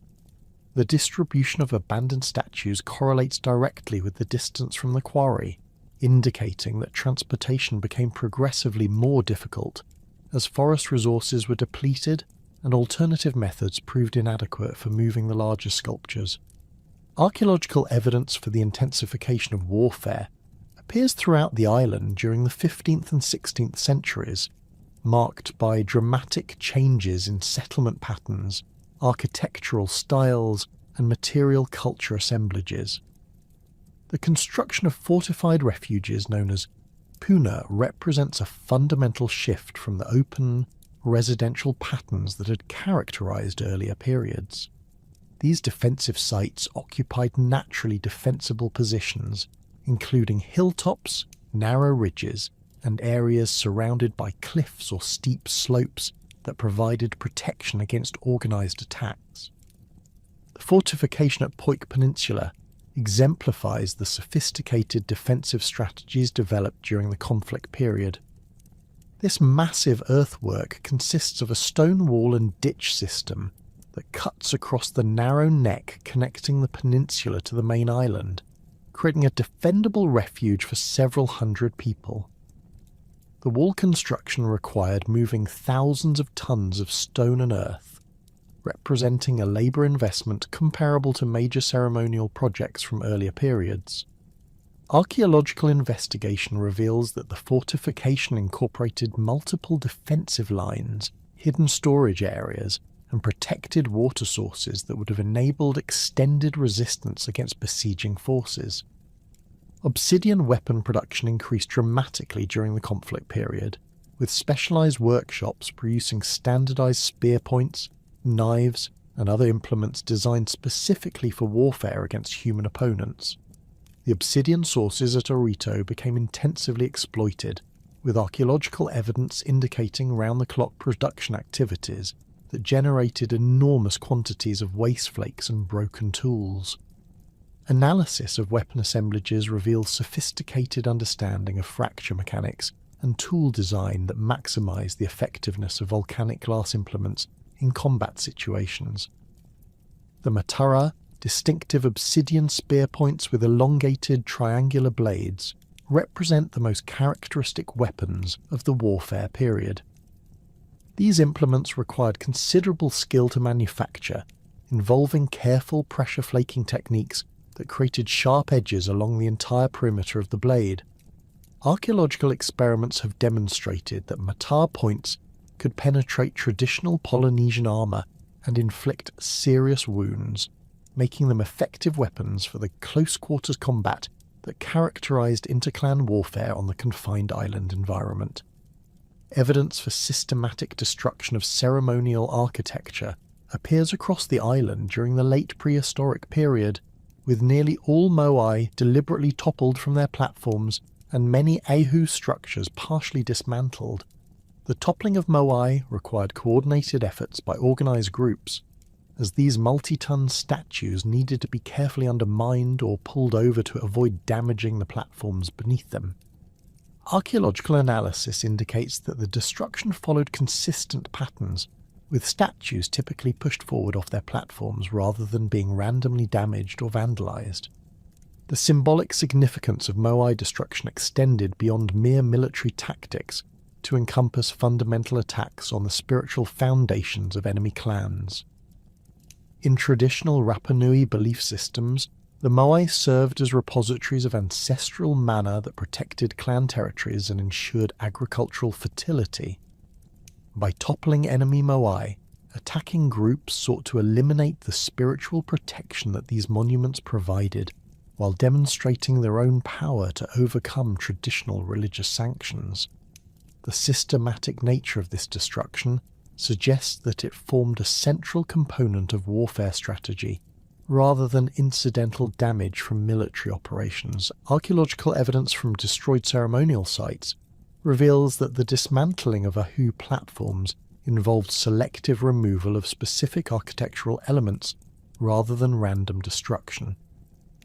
The carefully fitted facing stones that formed the visible exterior of the platforms were systematically removed and often reused in construction of defensive fortifications. This recycling of ceremonial stonework for military purposes represents a fundamental reorientation of community priorities from monument construction to defensive preparation.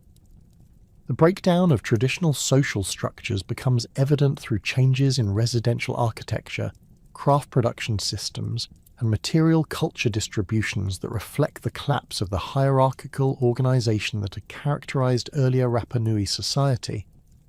Elite residential compounds with their elaborate stone foundations and specialised architectural features were abandoned in favour of smaller, more dispersed dwellings that offered better concealment and defensive advantages.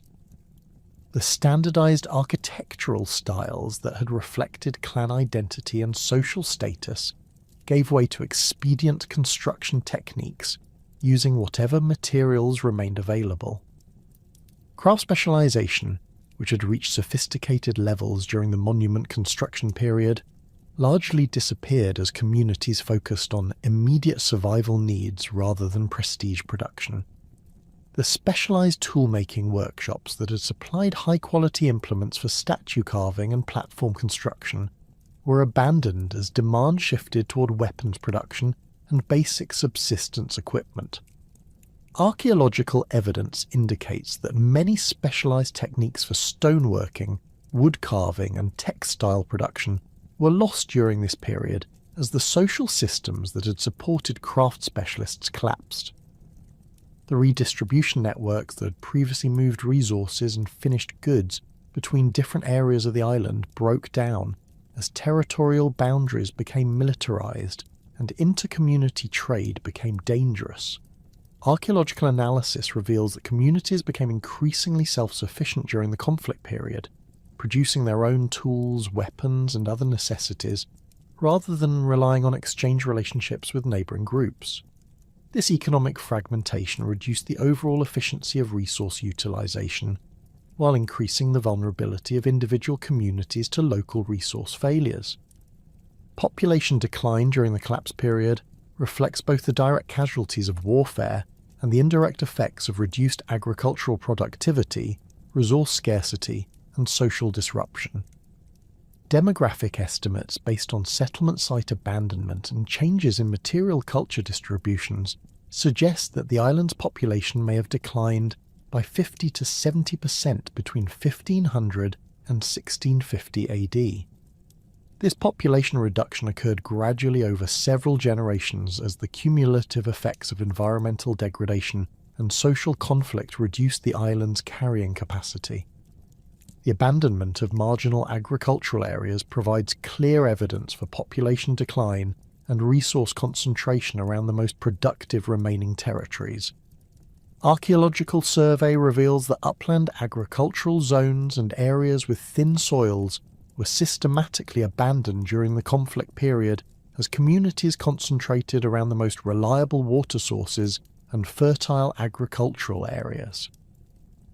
This territorial consolidation reduced the total area under cultivation, while increasing competition for access to the remaining productive lands. Skeletal evidence from late prehistoric burials indicates increased nutritional stress and higher rates of violent trauma compared to earlier periods. Analysis of bone chemistry reveals dietary changes that suggest reduced access to marine protein sources and increased reliance on terrestrial plant foods. The presence of healed fractures and embedded weapon points in skeletal remains provides direct evidence for the intensity of interpersonal violence during the collapse period. The emergence of cannibalism during the final phases of prehistoric Rapa Nui civilization represents the ultimate breakdown of traditional social constraints and cultural taboos. Archaeological evidence for human consumption includes cut marks on human bones, evidence of marrow extraction, and cooking modifications that indicate systematic processing of human remains for food. The presence of human bone fragments in cooking areas and refuse deposits suggests that cannibalism became a regular practice rather than an isolated response to extreme circumstances. The social fragmentation that accompanied the collapse period is reflected in the abandonment of large-scale ceremonial activities and the emergence of smaller, more localized ritual practices. The elaborate festivals and interclan gatherings that had characterized earlier periods became impossible to maintain under conditions of chronic warfare and resource scarcity. Archaeological evidence indicates that ceremonial activities became focused on smaller community groups and emphasized immediate practical concerns rather than the long-term spiritual and social integration that had motivated earlier monument construction. The development of the Birdman cult during the late prehistoric period represents a fundamental transformation of Rapa Nui religious practices from collective ancestor worship to competitive individual achievement. The annual Birdman ceremony, centered at the Orongo ceremonial village on the rim of Ranokau crater, involved dangerous swimming competitions to offshore islets, where participants attempted to collect the first sooty tern egg of the nesting season. This new religious focus emphasized individual prowess and risk-taking rather than the collective labor organization that had characterized Moai construction activities. Archaeological investigation of Orongo village reveals construction techniques and architectural styles that differ significantly from earlier ceremonial sites, reflecting the changed social and environmental conditions of the collapse period. The stone houses at Orongo were built using readily available materials and expedient construction techniques, rather than the carefully fitted masonry that characterized earlier Ahu platforms. The village's defensive position on a narrow ridge between Ranokau crater and steep coastal cliffs reflects the security concerns that dominated late prehistoric Rapa Nui society. The transformation of Easter Island's political organisation during the collapse period involved the emergence of warrior leaders who gained power through military success rather than traditional genealogical authority. Archaeological evidence suggests that these new leaders established control over strategic resources, including freshwater sources, defensive positions, and remaining agricultural areas. The concentration of weapons and defensive architecture around certain sites indicates the development of militarized power centers that differed fundamentally from the ceremonial centers that had dominated earlier political organization. Resource competition intensified as environmental degradation reduced the total productivity of the island's ecosystems, while population pressure remained high. The elimination of forest resources forced greater reliance on agricultural production and marine exploitation, creating increased competition for access to the most productive territories. Archaeological evidence indicates that conflicts often focused on control of freshwater sources, fertile agricultural areas, and strategic positions that controlled access to marine resources.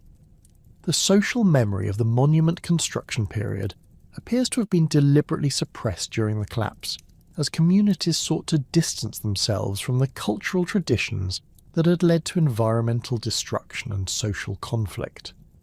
The oral traditions recorded by early European visitors contain few detailed references to the techniques and organisation of moai construction, suggesting that this knowledge was either lost or intentionally forgotten during the traumatic transition to the warfare period. This cultural amnesia represents a fundamental break with the ancestral traditions that had defined Rapa Nui identity for over 3 centuries. The morning of April 5th, 1722, marked a pivotal moment in Pacific exploration when Dutch navigator Jacob Roggeveen, commanding 3 vessels of the West India Company, sighted an unknown landmass rising from the vast expanse of the southeastern Pacific. Roggeveen's expedition, originally intended to locate the hypothetical southern continent Terra Australis, had been sailing westward from the Chilean coast for several weeks when lookouts aboard his flagship Arend spotted what appeared to be a small island on the western horizon. The timing of this discovery on Easter Sunday prompted Roggeveen to name the landmass Pash Eiland, or Easter Island, establishing the European designation that would persist alongside the indigenous name Rapa Nui. Roggeveen's 3 ships, the Arend Tienhoven and Afrikaanse Galle, approached the island cautiously, as Pacific navigation in the early 18th century remained fraught with dangers from uncharted reefs, unpredictable currents and hostile inhabitants. The expedition's primary mission involved commercial reconnaissance for the Dutch West India Company, which sought new trading opportunities and potential colonial territories in the Pacific region. Roggeveen carried specific instructions to document any inhabited islands, assess their commercial potential, and establish peaceful contact with indigenous populations whenever possible. The initial European observations of Easter Island revealed a landscape that confounded contemporary understanding of Pacific Island societies. Roggeveen's journal entries describe a barren, treeless terrain dominated by grasslands and scattered volcanic formations, with no visible forests or significant vegetation that might support a substantial population.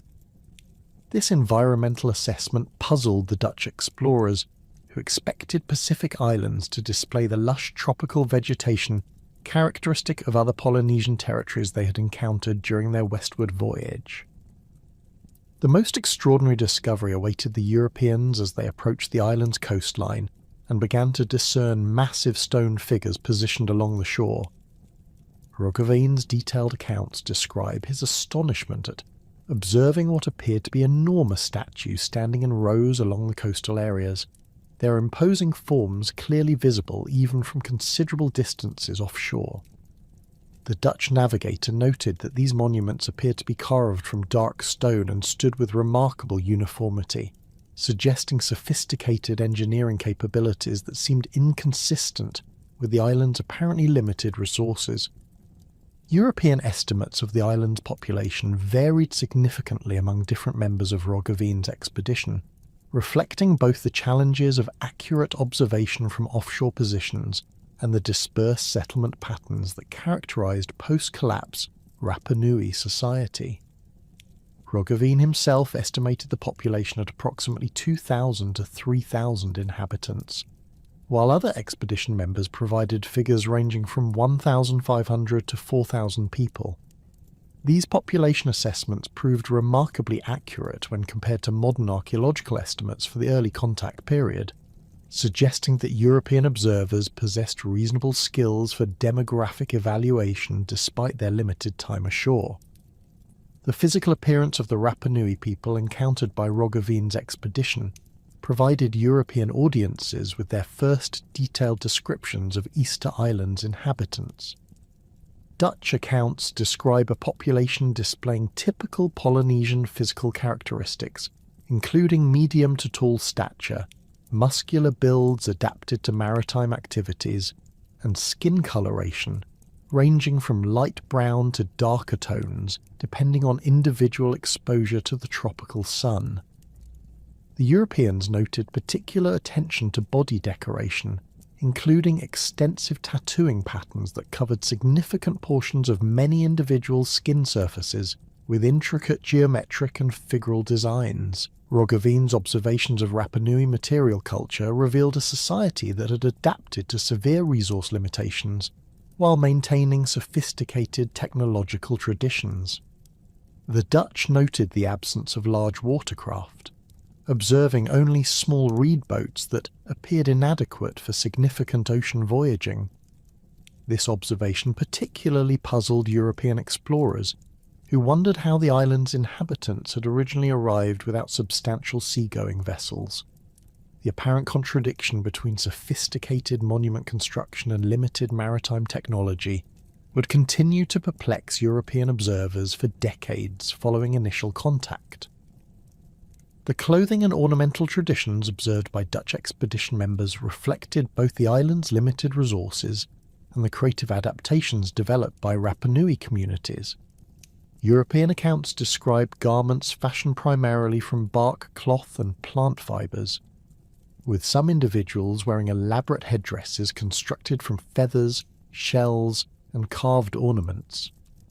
The quality and sophistication of these decorative items impressed European observers, who noted the intricate craftsmanship involved in creating complex ornamental assemblages from locally available materials.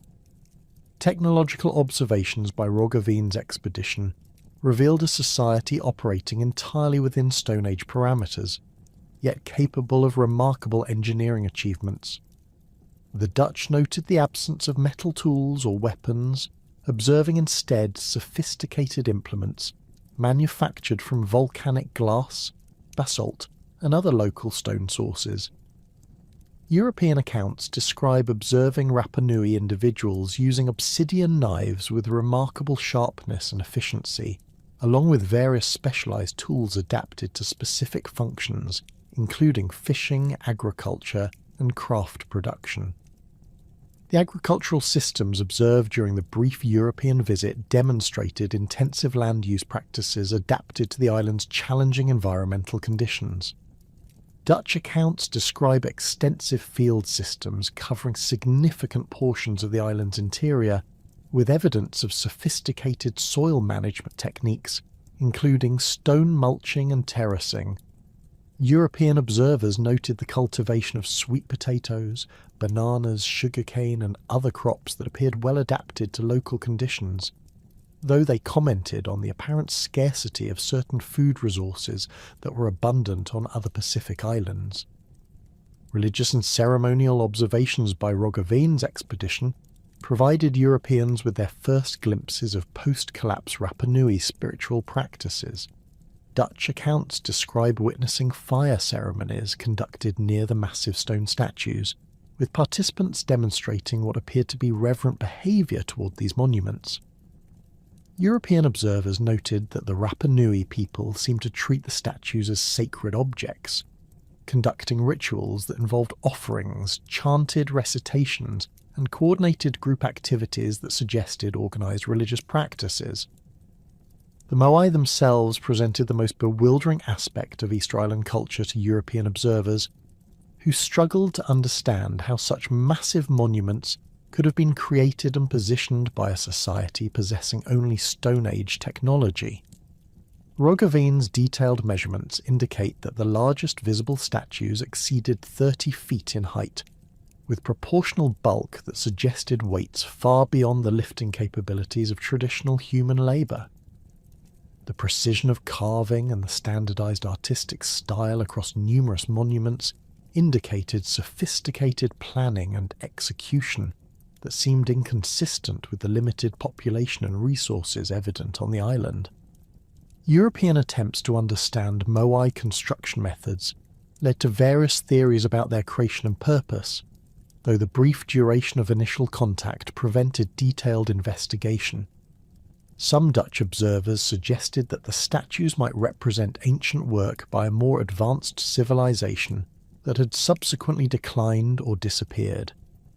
Others proposed that the monuments served astronomical or navigational functions, noting their consistent orientations and positions relative to prominent landscape features. The apparent contradiction between the sophistication of the Moai and the limited resources available to their creators generated extensive speculation among European intellectuals following Roggeveen's return. The Dutch accounts described an island population that seemed to possess detailed knowledge about the monument's history and significance, yet lacked the technological capabilities that would have been necessary for their construction. This paradox would continue to influence European interpretations of Easter Island culture for centuries following initial contact. Roggeveen's expedition remained at Easter Island for only a single day, limiting opportunities for detailed cultural observation and preventing the establishment of sustained contact with Rapa Nui communities. The brief duration of this initial encounter reflected both the practical limitations of 18th century Pacific navigation and the cautious approach adopted by European explorers when encountering unknown populations. Dutch accounts indicate that while initial contacts appeared peaceful, underlying tensions and communication difficulties prevented the development of extended interactions. The linguistic barriers encountered during first contact severely limited European understanding of Rapa Nui culture and social organisation. Dutch expedition members possessed no knowledge of Polynesian languages and relied entirely on gesture-based communication, supplemented by the exchange of trade goods. This communication limitation prevented Europeans from obtaining detailed information about the island's history, the construction methods used for the Moai, or the social systems that governed contemporary Rapa Nui society. Trade interactions during Roggeveen's visit revealed Rapa Nui interest in European manufactured goods, particularly metal implements and textiles that were unavailable through local production. Dutch accounts describe successful exchanges of iron nails, cloth fragments, and other European items for local products including carved ornaments, plant fibre cordage, and food items. These trade activities proceeded peacefully and suggested that Rapa Nui people possessed sophisticated understanding of exchange relationships and value assessment. The departure of Roggeveen's expedition left Easter Island once again isolated in the vast Pacific, though European knowledge of its existence would eventually attract additional visitors seeking to solve the mysteries of its remarkable monuments.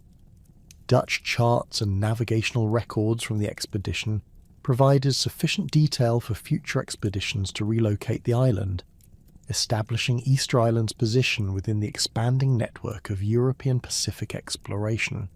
Spanish interest in Easter Island emerged from broader imperial concerns about Pacific territorial claims and the need to secure strategic positions along trans-Pacific trade routes.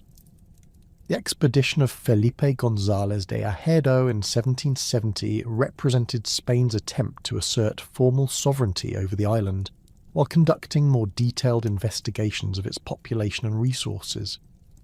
González arrived with two vessels, the San Lorenzo and Santa Rosalia, carrying instructions to claim the island for the Spanish crown and establish formal diplomatic relations with its inhabitants.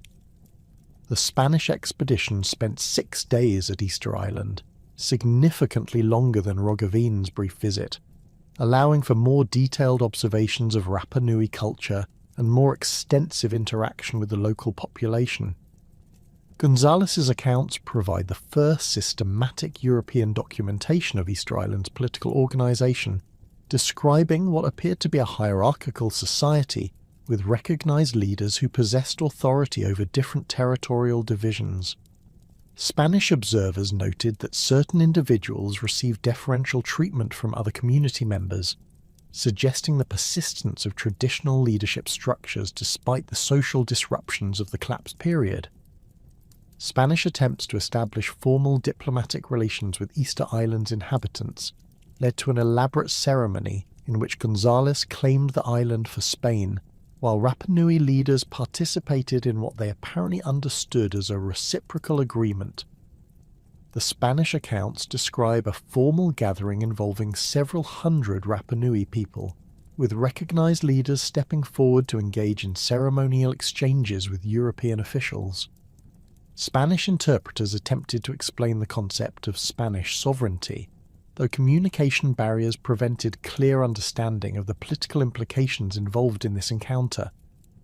The territorial claims established by González's expedition included detailed mapping of the island's coastline, documentation of prominent landmarks, and formal naming of various geographic features according to Spanish conventions. These cartographic activities represented the first systematic European survey of Easter Island's geography and provided navigational references that would facilitate future visits by Spanish and other European expeditions. The Spanish charts proved particularly valuable for subsequent visitors, as they identified safe landing areas and freshwater sources that were essential for successful shore operations.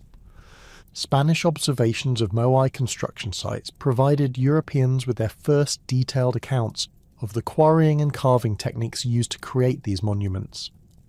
González's expedition included individuals with stoneworking experience who examined the Rano Raraku quarry site and documented evidence for the tools and methods employed in statue production. Spanish accounts describe partially completed moai that revealed the sequential stages of the carving process, providing insights into the technical procedures used by Rapa Nui sculptors. The Spanish documentation of Rapa Nui religious practices expanded European understanding of the spiritual beliefs that motivated monument construction and continue to influence contemporary ceremonial activities. González's accounts describe observing elaborate rituals conducted at various Ahu platforms, with participants demonstrating complex ceremonial protocols that involve coordinated group activities, chanted recitations, and the presentation of offerings to the moai. These observations suggested that the monuments retained active religious significance, despite the apparent decline in new construction activities. British interest in Easter Island emerged from the broader context of Pacific exploration associated with Captain James Cook's voyages and the Royal Navy's systematic mapping of Pacific waters.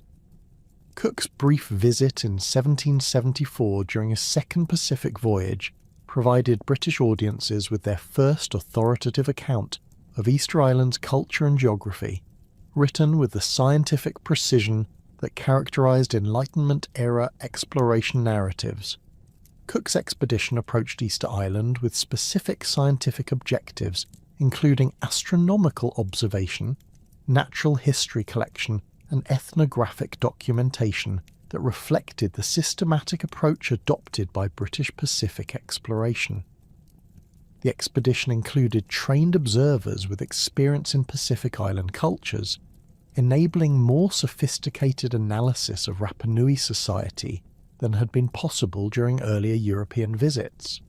Cook's accounts provide detailed descriptions of material culture, social organisation, and technological capabilities that established Easter Island's position within comparative studies of Pacific societies. The British assessment of Easter Island's strategic and commercial potential proved largely negative, as Cook's expedition found limited resources and no obvious opportunities for profitable trade relationships. British accounts describe an island population that possessed few goods of interest to European markets and limited capacity for sustained commercial exchange. This assessment influenced subsequent British policy toward Easter Island, which received minimal attention from imperial authorities focused on more promising Pacific territories. French involvement in Easter Island exploration reflected the competitive nature of 18th century Pacific exploration, as French expeditions sought to establish their nation's presence in regions being actively investigated by British, Spanish, and Dutch navigators. The expedition of Jean-François de Gallo, Comte de La Pérouse, in 1786 represented France's most significant early contact with Easter Island, though this visit was brief and primarily focused on navigational and geographic documentation rather than detailed cultural investigation. French scientific approaches to Easter Island study emphasized systematic observation and documentation that reflected Enlightenment intellectual traditions.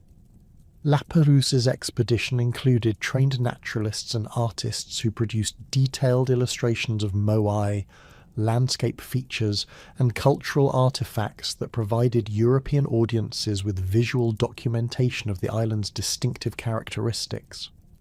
These artistic records proved particularly valuable for subsequent researchers, as they preserved detailed information about the appearance and condition of monuments during the early contact period. The cumulative impact of early European visits on Rapa Nui society proved significant despite the brief duration of individual encounters and the limited scope of direct interaction between Europeans and islanders. The introduction of new diseases, even through minimal contact, appears to have contributed to population decline that was already underway due to internal conflicts and resource limitations. European accounts from successive visits document apparent reductions in population and changes in settlement patterns that suggest ongoing demographic stress. Cultural changes observed during successive European visits indicate that Rapa Nui society adapted rapidly to the new realities created by contact with European technology and ideas. The introduction of metal tools, even in small quantities, appears to have influenced traditional craft production techniques and may have contributed to changes in monument construction and maintenance activities. European accounts document increasing interest in metal implements and growing sophistication in evaluating the relative value of different European trade goods. The European documentation of Easter Island during the early contact period established a baseline for understanding Rapa Nui culture that would prove invaluable for subsequent research, though these early accounts also reflected the limitations and biases of 18th century European perspectives on Pacific Island societies. The emphasis on monument construction and the apparent contradiction between sophisticated architecture and limited contemporary resources dominated European interpretations, while other aspects of Rapa Nui culture received less systematic attention.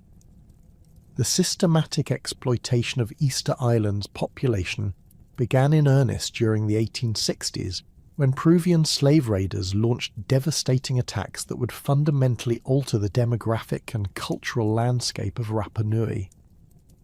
These raids, conducted between 1862 and 1863, represented one of the most catastrophic events in Pacific Island history, removing approximately 1,500 individuals from an estimated total population of 3,000 to 4,000 people. The Peruvian operations targeted Easter Island as part of a broader campaign to secure forced labour for the guano mines and cotton plantations along the South American coast, where indigenous workers were desperately needed to extract the valuable bird droppings that served as fertiliser for international markets. The first major raid occurred in December 1862 when 8 Peruvian vessels arrived simultaneously at different points around Easter Island's coastline, coordinating their assault to prevent escape and maximise the capture of able-bodied individuals. The raiders employed sophisticated tactics that suggested careful advance planning, including the use of gifts and trade goods to lure Rapa Nui people to coastal areas where they could be more easily captured. Peruvian accounts describe the systematic nature of these operations, with different ships assigned to specific sections of the coastline, while armed parties moved inland to capture individuals who attempted to flee to the island's interior. The demographic impact of the slave raids proved catastrophic for Rapa Nui society, as the Peruvians specifically targeted the most capable and knowledgeable members of the population. The raiders prioritized young adults, skilled craftsmen, and individuals who appeared to hold positions of authority within traditional social structures. This selective removal eliminated much of the island's leadership class and destroyed the knowledge transmission systems that had preserved traditional cultural practices across generations. Archaeological evidence from this period reveals the sudden abandonment of residential sites and the disruption of agricultural activities that had sustained the remaining population. Among those captured during the raids were King Kai McCoy and his son Morata, along with numerous other traditional leaders whose removal effectively decapitated the existing political structure of Rapa Nui society. The loss of these paramount chiefs eliminated the institutional knowledge necessary for maintaining traditional governance systems and conducting the ceremonial activities that had continued to provide social cohesion despite the earlier period of internal conflict. The capture of ritual specialists and keepers of oral traditions resulted in the permanent loss of vast amounts of cultural knowledge, including genealogical records, ceremonial protocols, and historical narratives that had been preserved through oral transmission for centuries.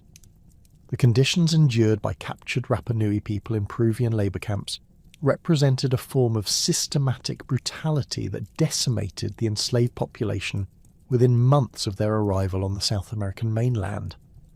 Contemporary accounts describe overcrowded barracks, inadequate food supplies, and exposure to diseases against which Pacific Islanders had no immunity.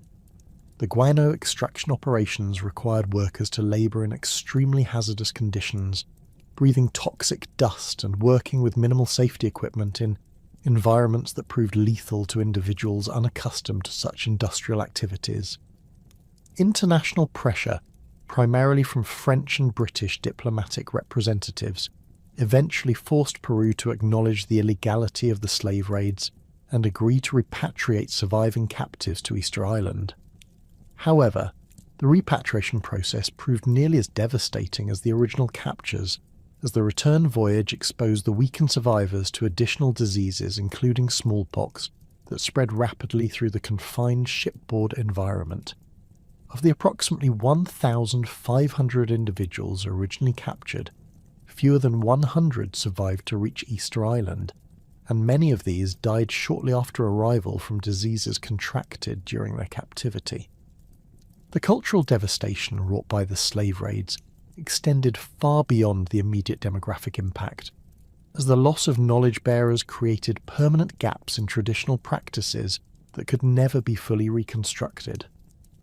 The Rongorongo script, already declining in use during the pre-contact period, became effectively extinct as the few remaining individuals who possessed reading knowledge either died in captivity or succumbed to disease following repatriation. Archaeological evidence suggests that many ceremonial sites were abandoned during this period, as the reduced population lacked the personnel necessary to maintain traditional ritual practices. The arrival of Catholic missionaries on Easter Island in 1864 marked the beginning of systematic efforts to transform Rapa Nui culture according to European religious and social models. Brother Eugene Eyraud, representing the Congregation of the Sacred Hearts, established the first permanent European presence on the island and immediately began efforts to convert the remaining population to Christianity. Eyraud's mission operated under extremely challenging conditions, as the recent slave raids had left the population traumatized and suspicious of foreign intentions, while the missionary himself struggled with isolation, limited supplies, and communication barriers that prevented effective evangelization. The conversion process proceeded gradually as Eyraud and subsequent missionaries learned rudimentary Rapa Nui language skills and began to understand local social structures. The missionaries discovered that traditional religious practices had already been severely disrupted by the demographic catastrophe of the slave raids, creating opportunities for Christian teachings to fill spiritual voids left by the collapse of indigenous ceremonial systems. The destruction of traditional leadership structures also eliminated much of the organised resistance that might have opposed missionary activities under normal circumstances. Missionary efforts to eliminate traditional religious practices involved systematic campaigns against indigenous ceremonial activities, the destruction of religious artefacts, and the prohibition of traditional festivals and gatherings. Catholic authorities viewed Rapa Nui spiritual practices as pagan superstitions that needed to be completely eradicated before genuine Christian conversion could occur. Archaeological evidence from missionary period sites reveals the deliberate destruction of traditional religious objects and the conversion of sacred sites to Christian purposes, including the construction of churches and chapels at locations previously used for indigenous ceremonies. The introduction of Christian marriage customs, burial practices, and social regulations fundamentally altered traditional Rapa Nui family structures and community organisation. Missionaries insisted on monogamous marriage relationships conducted according to Catholic ritual, eliminating traditional Polynesian marriage practices that had included polygamy and complex kinship arrangements. The imposition of European burial customs replaced traditional practices that had involved elaborate ceremonial protocols and specific relationships between the living and deceased members of clan groups. Educational activities conducted by missionary personnel focused primarily on religious instruction supplemented by basic literacy training in the Latin alphabet. The missionaries viewed traditional oral education systems as obstacles to Christian conversion and worked systematically to replace indigenous knowledge transmission with European pedagogical methods. This educational transformation contributed to the loss of traditional cultural knowledge, while failing to provide Rapa Nui people with skills that would prove useful for navigating the changing political and economic circumstances they would face during the colonial period. The establishment of missionary authority on Easter Island coincided with broader changes in Pacific colonial administration, as European powers consolidated control over Polynesian territories. The French protectorate over Tahiti, established in 1842, provided a model for Catholic missionary activities throughout eastern Polynesia, while the growing influence of Chilean interests in the southeastern Pacific created additional pressures for formal colonial control over Easter Island. These broader geopolitical developments would ultimately determine the political future of Rapa Nui, despite the preferences of its indigenous inhabitants. Chilean interest in Easter Island emerged from strategic concerns about Pacific territorial claims and the potential value of the island as a naval station or agricultural colony. Chilean naval expeditions during the 1860s and 1870s conducted systematic surveys of the island's resources and assessed its potential for supporting permanent settlements. These investigations revealed limited immediate economic value but identified Easter Island's strategic importance for controlling shipping routes between South America and Asia, particularly as steamship technology made regular trans-Pacific voyages increasingly feasible.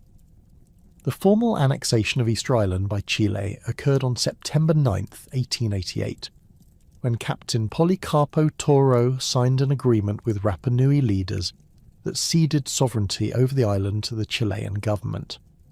The circumstances surrounding this agreement remain controversial, as the Rapa Nui representatives may not have fully understood the implications of the sovereignty transfer, and the document was prepared entirely in Spanish, without adequate translation into the indigenous language.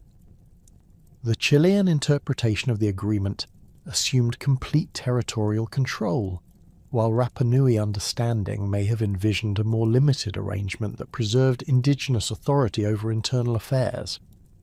The implementation of Chilean administrative control proceeded gradually as government officials established bureaucratic structures and legal frameworks that incorporated Easter Island into the Chilean national system. The appointment of Chilean administrators, the establishment of official residence requirements, and the imposition of Chilean civil law created new institutional frameworks that superseded traditional Rapa Nui governance systems. These administrative changes eliminated the remaining vestiges of indigenous political autonomy and subjected the Rapa Nui people to legal and regulatory systems developed for continental Chilean society. Land tenure policies implemented by Chilean authorities fundamentally altered traditional relationships between Rapa Nui people and their ancestral territories. The Chilean government claimed ownership of all land on the island and subsequently leased large portions to private companies for sheep ranching operations. This privatization of traditional clan territories eliminated indigenous land rights and forced the Rapa Nui population into a small designated area around Hanga Roa village, effectively creating a reservation system that restricted their movement and access to traditional resource areas. The establishment of sheep ranching operations under the management of the Williamson Balfour Company transformed Easter Island's landscape and economy while further marginalising the indigenous population. The company imported thousands of sheep that grazed across areas previously used for traditional agriculture and ceremonial activities, creating environmental pressures that altered the island's ecosystem and eliminated many indigenous plant species. The ranching operations required minimal labour from the local population, providing few economic opportunities for Rapa Nui people, while generating profits that flowed primarily to Chilean and international investors. Administrative policies during the early Chilean period reflected broader colonial attitudes that viewed indigenous populations as obstacles to modernization and economic development. Chilean officials implemented regulations that restricted Rapa Nui movement, controlled their economic activities, and limited their access to education and political participation. These policies effectively created a system of internal colonialism that maintained the Rapa Nui people as a marginalised minority within their own ancestral territory while facilitating the exploitation of island resources by outside interests. The cultural preservation efforts that emerged during the colonial period reflected both indigenous resistance to cultural assimilation and the recognition by some European observers that traditional Rapa Nui knowledge possessed significant scholarly value. Despite official policies that discouraged traditional practices, some Rapa Nui individuals continued to maintain elements of indigenous culture through clandestine activities and informal knowledge transmission. These preservation efforts proved crucial for maintaining cultural continuity during periods of intense assimilationist pressure. The work of ethnographers and anthropologists who visited Easter Island during the late 19th and early 20th centuries contributed to documentation efforts that preserved important information about traditional Rapa Nui culture. Researchers including Catherine Routledge, Alfred Matroux, and Sebastian Englert conducted systematic studies that recorded oral traditions, documented material culture, and collected artifacts that might otherwise have been lost. These scholarly activities provided valuable resources for later cultural revival efforts while contributing to international awareness of Easter Island's unique cultural heritage. Traditional artistic practices survived the colonial period through the adaptation of indigenous techniques to new materials and market demands. Rapa Nui woodcarvers continued to practice their craft by creating tourist souvenirs and decorative objects that incorporated traditional motifs while appealing to European aesthetic preferences. These commercial adaptations enabled the preservation of carving skills and artistic knowledge while providing limited economic opportunities for indigenous craftsmen operating within the constraints of the colonial economy. Language preservation efforts faced particular challenges as Spanish became the dominant language of education, administration, and economic activity on Easter Island. The Rapa Nui language survived primarily through informal household transmission and community interactions, though its vocabulary and grammatical structures were increasingly influenced by Spanish linguistic patterns. The loss of specialized terminology related to traditional activities and the absence of formal education in the indigenous language created ongoing challenges for maintaining linguistic continuity across generations. Religious syncretism emerged as Rapa Nui people adapted Christian teachings to incorporate elements of traditional spiritual beliefs and practices. While missionary authorities succeeded in eliminating overt expressions of indigenous religion, many traditional concepts and ceremonial elements persisted in modified forms that could coexist with Catholic orthodoxy. This religious blending created unique cultural expressions that preserved aspects of traditional spirituality while accommodating the requirements of Christian conversion. The maintenance of genealogical knowledge proved particularly important for preserving Rapa Nui cultural identity during the colonial period, as clan relationships and ancestral connections provided foundations for community organisation that transcended the imposed administrative structures.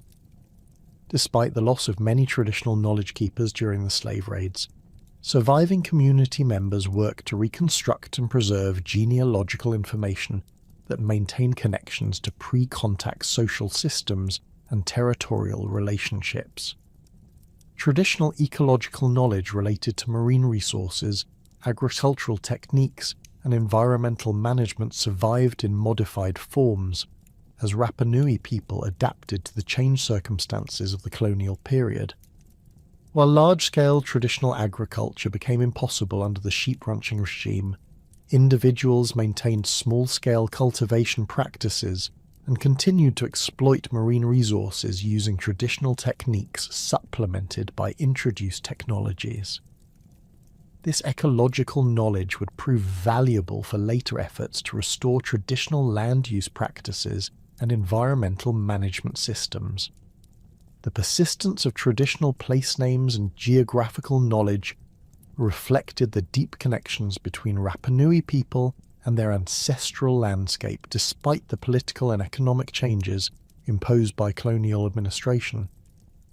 The preservation of indigenous toponymy maintained cultural connections to specific locations and their associated historical and spiritual significance, providing foundations for later efforts to reclaim traditional territorial relationships and cultural practices. The transformation of Easter Island research during the late 20th and early 21st centuries has revolutionized understanding of Rapa Nui civilization through the application of sophisticated technologies and interdisciplinary methodologies that were unavailable to earlier generations of scholars. Ground-penetrating radar surveys conducted since the 1990s have revealed extensive subsurface features across the island, including buried architectural elements, hidden chambers beneath existing structures, and previously unknown ceremonial complexes that suggest the surface archaeology represents only a fraction of the island's cultural remains.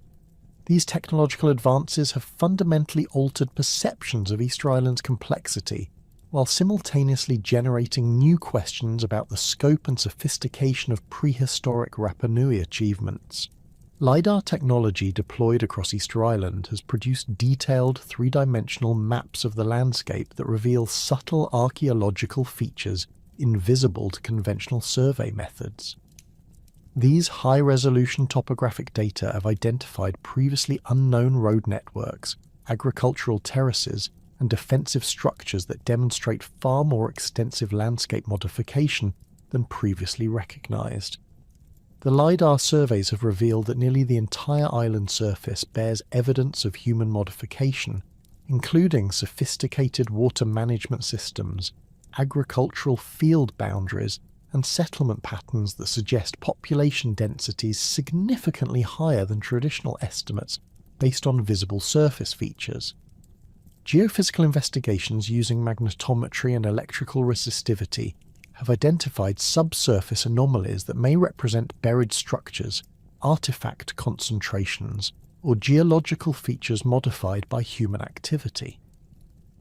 These non-invasive techniques have proven particularly valuable for investigating areas around major ceremonial sites, where excavation would be culturally inappropriate or potentially damaging to existing monuments. The geophysical data have revealed complex subsurface patterns beneath AHU platforms that suggest multi-phase construction sequences and possible internal chambers or storage areas that were not apparent from surface observation alone. Recent excavations at Rano Raraku have fundamentally altered understanding of the Moai statues by revealing that many of these monuments extend far below the current ground surface, with some specimens possessing fully carved bodies that had been buried by centuries of sediment accumulation. The excavation of Moai EU 21 revealed a complete statue standing over 20 feet tall, with elaborate petroglyphic decorations on the buried portions that had been perfectly preserved by the protective sediment layers. These discoveries demonstrate that the visible heads protruding from the Rano Raraku landscape represent only small portions of complete sculptures, dramatically altering calculations about the labour investment required for their creation.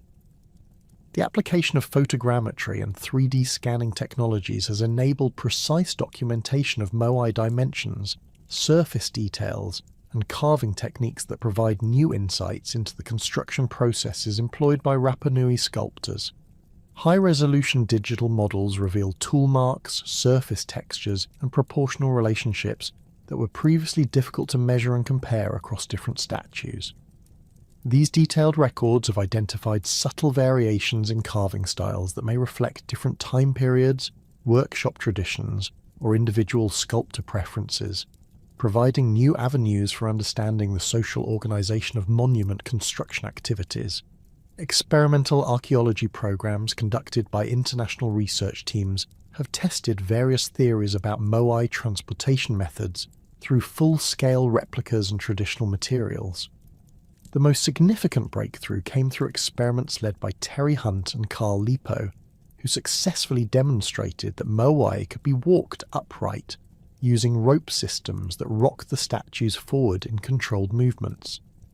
Their experiments with a 5-ton replica showed that teams of 15, 20 people could move the statue along prepared pathways at speeds of approximately 100 meters per hour, supporting traditional oral histories that describe the Moai as walking to their destinations. Alternative transportation experiments have continued to refine understanding of the various methods that may have been employed for moving Moai across different terrain types and distances. Rolling techniques using wooden logs have proven effective for moving statues across relatively smooth surfaces, while sledding methods work well for traversing rougher terrain or areas where timber resources were limited.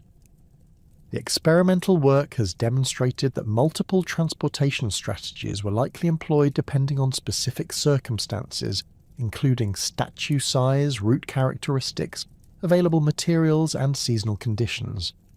Radiocarbon dating programs utilizing improved analytical techniques and larger sample sizes have refined the chronological framework for Easter Island's cultural development, while revealing more complex patterns of cultural change than previously recognized. High-precision dating of charcoal samples from Moai construction contexts has established that statue production began around 1250 AD and continued until approximately 1500 AD, with peak production occurring during the 14th and 15th centuries. The dating evidence indicates that Moai construction was not a continuous process, but involved periods of intensive activity alternating with apparent hiatuses that may reflect social disruptions or resource limitations. Paleo-environmental reconstruction through pollen analysis, sediment core studies, and other proxy data has provided detailed information about environmental changes that occurred during human occupation of Easter Island. The most comprehensive studies conducted by John Flenley and Sarah King have revealed that deforestation proceeded more gradually than previously assumed, with forest clearance beginning around 1200 AD but not reaching completion until approximately 1650 AD. This extended timeline suggests that environmental degradation was a long-term process rather than a rapid ecological collapse, providing more time for human adaptation and resource management strategies. Botanical studies have identified the original composition of Easter Island's forest ecosystem through analysis of pollen samples, charcoal remains, and other plant materials preserved in archaeological and geological contexts. The research has confirmed that large palm trees dominated the original landscape, but has also revealed the presence of numerous other tree species, shrubs, and herbaceous plants that created a diverse forest environment. The identification of specific plant species has enabled researchers to reconstruct the resource base available to early settlers and understand how deforestation affected different aspects of the island's ecosystem. Genetic studies of modern Rapa Nui populations have provided insights into the demographic history and population structure of Easter Island's inhabitants, while addressing questions about potential contacts with other Pacific populations. Mitochondrial DNA analysis has confirmed Polynesian ancestry for the Rapa Nui people, while revealing genetic signatures that suggest the founding population included individuals from multiple Polynesian source areas. The genetic data support archaeological evidence for settlement around 1200 AD and indicate that the founding group was large enough to maintain genetic diversity despite the island's isolation. Recent genetic research has also identified traces of Native American ancestry in some Rapa Nui individuals, providing biological evidence for prehistoric contact between Easter Island and South America. The timing of this genetic admixture appears to predate European contact, supporting theories about trans-Pacific voyaging connections between Polynesia and the Americas. However, the extent and significance of these contacts remain subjects of ongoing debate, as the genetic evidence could reflect either Polynesian voyages to South America or American voyages to Easter Island. Archaeological investigations of agricultural systems have revealed sophisticated landscape management techniques that enabled intensive food production despite Easter Island's challenging environmental conditions. Excavations in inland areas have uncovered extensive networks of stone-lined gardens, terraced fields, and water management features that demonstrate detailed understanding of soil conservation and agricultural optimization. The agricultural systems incorporated techniques for protecting crops from wind damage, conserving soil moisture, and maintaining soil fertility through organic amendments and rotation practices. The discovery of elaborate stone mulch gardens covering thousands of acres across the island's interior has fundamentally altered understanding of Easter Island's agricultural capacity and population potential. These lithic mulch systems, created by placing layers of stones over agricultural areas, served multiple functions, including moisture retention, soil temperature regulation, and protection from wind erosion. Experimental studies have demonstrated that stone mulching can increase crop yields by 40 to 50% compared to unmulched fields, suggesting that Easter Island's agricultural productivity was much higher than previously estimated. Water management systems identified through recent archaeological research reveal sophisticated engineering solutions for capturing, storing, and distributing freshwater resources across the island. Excavations have uncovered stone-lined wells, underground cisterns, and channel systems that collected and directed rainfall runoff to agricultural areas and residential sites. These water management features demonstrate detailed understanding of hydrology and engineering principles that enabled sustainable habitation despite the island's limited freshwater resources. Ongoing debates within the academic community continue to focus on fundamental questions about Easter Island's demographic history, environmental trajectory, and cultural development patterns. Population estimates for the island's prehistoric maximum remain contentious, with different researchers proposing figures ranging from 3,000 to 20,000 inhabitants, based on varying interpretations of archaeological evidence and environmental carrying capacity calculations. The wide range in population estimates reflects uncertainties about agricultural productivity, settlement density, and the duration of peak occupation periods. The collapse narrative that dominated Easter Island scholarship for decades has come under increasing scrutiny as new evidence reveals more complex patterns of cultural change and environmental adaptation. Some researchers now argue that the traditional collapse model oversimplifies the island's cultural trajectory and fails to account for evidence of cultural continuity and adaptation during periods of environmental stress. Alternative interpretations emphasize resilience and innovation rather than catastrophic failure, pointing to evidence for successful adaptation to changing environmental conditions over several centuries. Current research into the Rongorongo script continues to generate new hypotheses about its origins, function, and relationship to other Pacific writing systems. Computer-assisted analysis of symbol patterns has identified statistical regularities that support the interpretation of Rongorongo as a genuine writing system rather than purely decorative art. However, the limited corpus of surviving texts and the absence of bilingual materials continues to prevent definitive decipherment, leaving fundamental questions about the script's linguistic content and cultural significance unresolved. Alternative theories about Rongorongo's development have gained attention from researchers who question the conventional assumption of independent invention on Easter Island. Some scholars propose connections between Rongorongo and other Pacific symbolic systems, including the Naxi script of southwestern China and various Melanesian symbolic traditions. These comparative studies suggest possible cultural contacts or shared ancestral traditions that might explain similarities between geographically distant symbolic systems. The extraterrestrial hypothesis for Easter Island's cultural development continues to attract attention from alternative researchers, despite the lack of credible scientific evidence supporting such interpretations. Proponents of ancient astronaut theories point to the precision of Moai construction, the sophisticated astronomical alignments of ceremonial sites, and the apparent technological sophistication of various cultural achievements as evidence for extraterrestrial intervention.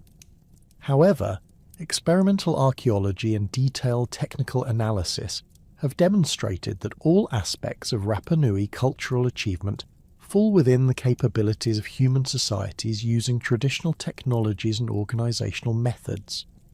Recent discoveries of previously unknown archaeological features continue to reveal new aspects of Easter Island's cultural complexity, while raising additional questions about the scope and sophistication of Rapa Nui civilization.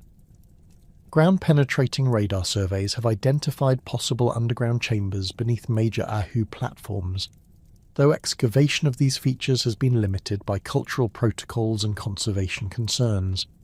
The potential existence of buried chambers or storage areas suggests that current understanding of Ahu construction and function may be incomplete. Petroglyphic studies using new documentation techniques have revealed thousands of previously unrecorded rock art images across Easter Island, demonstrating that symbolic expression was far more widespread than previously recognised. High-resolution photography and digital enhancement have revealed faded or weathered petroglyphs that provide new insights into Rapa Nui artistic traditions and symbolic systems. The petroglyphic corpus includes representations of moai, human figures, marine animals, and abstract designs that complement and extend the iconographic repertoire known from other artistic media. The application of stable isotope analysis to archaeological materials has provided new information about diet mobility patterns and resource exploitation strategies employed by Easter Island's inhabitants. Analysis of human bone collagen has revealed dietary patterns that changed over time, with evidence for increasing reliance on terrestrial resources and decreasing consumption of marine protein during later prehistoric periods. These isotopic signatures support archaeological evidence for environmental degradation and resource stress during the final phases of prehistoric occupation. Marine archaeology investigations around Easter Island have begun to explore underwater cultural resources that may preserve evidence of maritime activities and coastal adaptations. Preliminary surveys have identified possible harbour features, fish trap systems, and submerged archaeological deposits that could provide new insights into the maritime aspects of Rapa Nui culture. However, the challenging marine environment around Easter Island has limited the scope of underwater investigations, leaving significant potential for future discoveries. Current conservation efforts face complex challenges in balancing scientific research needs with cultural preservation requirements and tourism pressures. The increasing number of visitors to Easter Island creates ongoing threats to archaeological sites, while providing economic benefits that support local communities. Managing these competing demands requires careful coordination between researchers, cultural authorities, and tourism operators to ensure that scientific investigation and cultural preservation can continue alongside sustainable economic development. Climate change impacts on Easter Island's archaeological sites have become an increasing concern as rising sea levels, increased storm intensity, and changing precipitation patterns threaten coastal monuments and archaeological deposits. Many Ahu platforms located near the shoreline face ongoing erosion from wave action and storm surge, while changing rainfall patterns affect the preservation conditions of organic materials in archaeological contexts. Long-term monitoring programs have been established to track these environmental impacts and develop appropriate conservation responses. The integration of indigenous knowledge systems with scientific research methodologies has become an important focus for contemporary Easter Island studies. Collaboration between international researchers and Rapa Nui cultural practitioners has revealed traditional knowledge about landscape features, historical events, and cultural practices that complement and enhance scientific investigations. These collaborative approaches recognise the value of indigenous perspectives while respecting cultural protocols and community priorities. Modern research on Easter Island continues to reveal the remarkable achievements of Rapa Nui civilization, while demonstrating the complex interactions between human societies and island environments.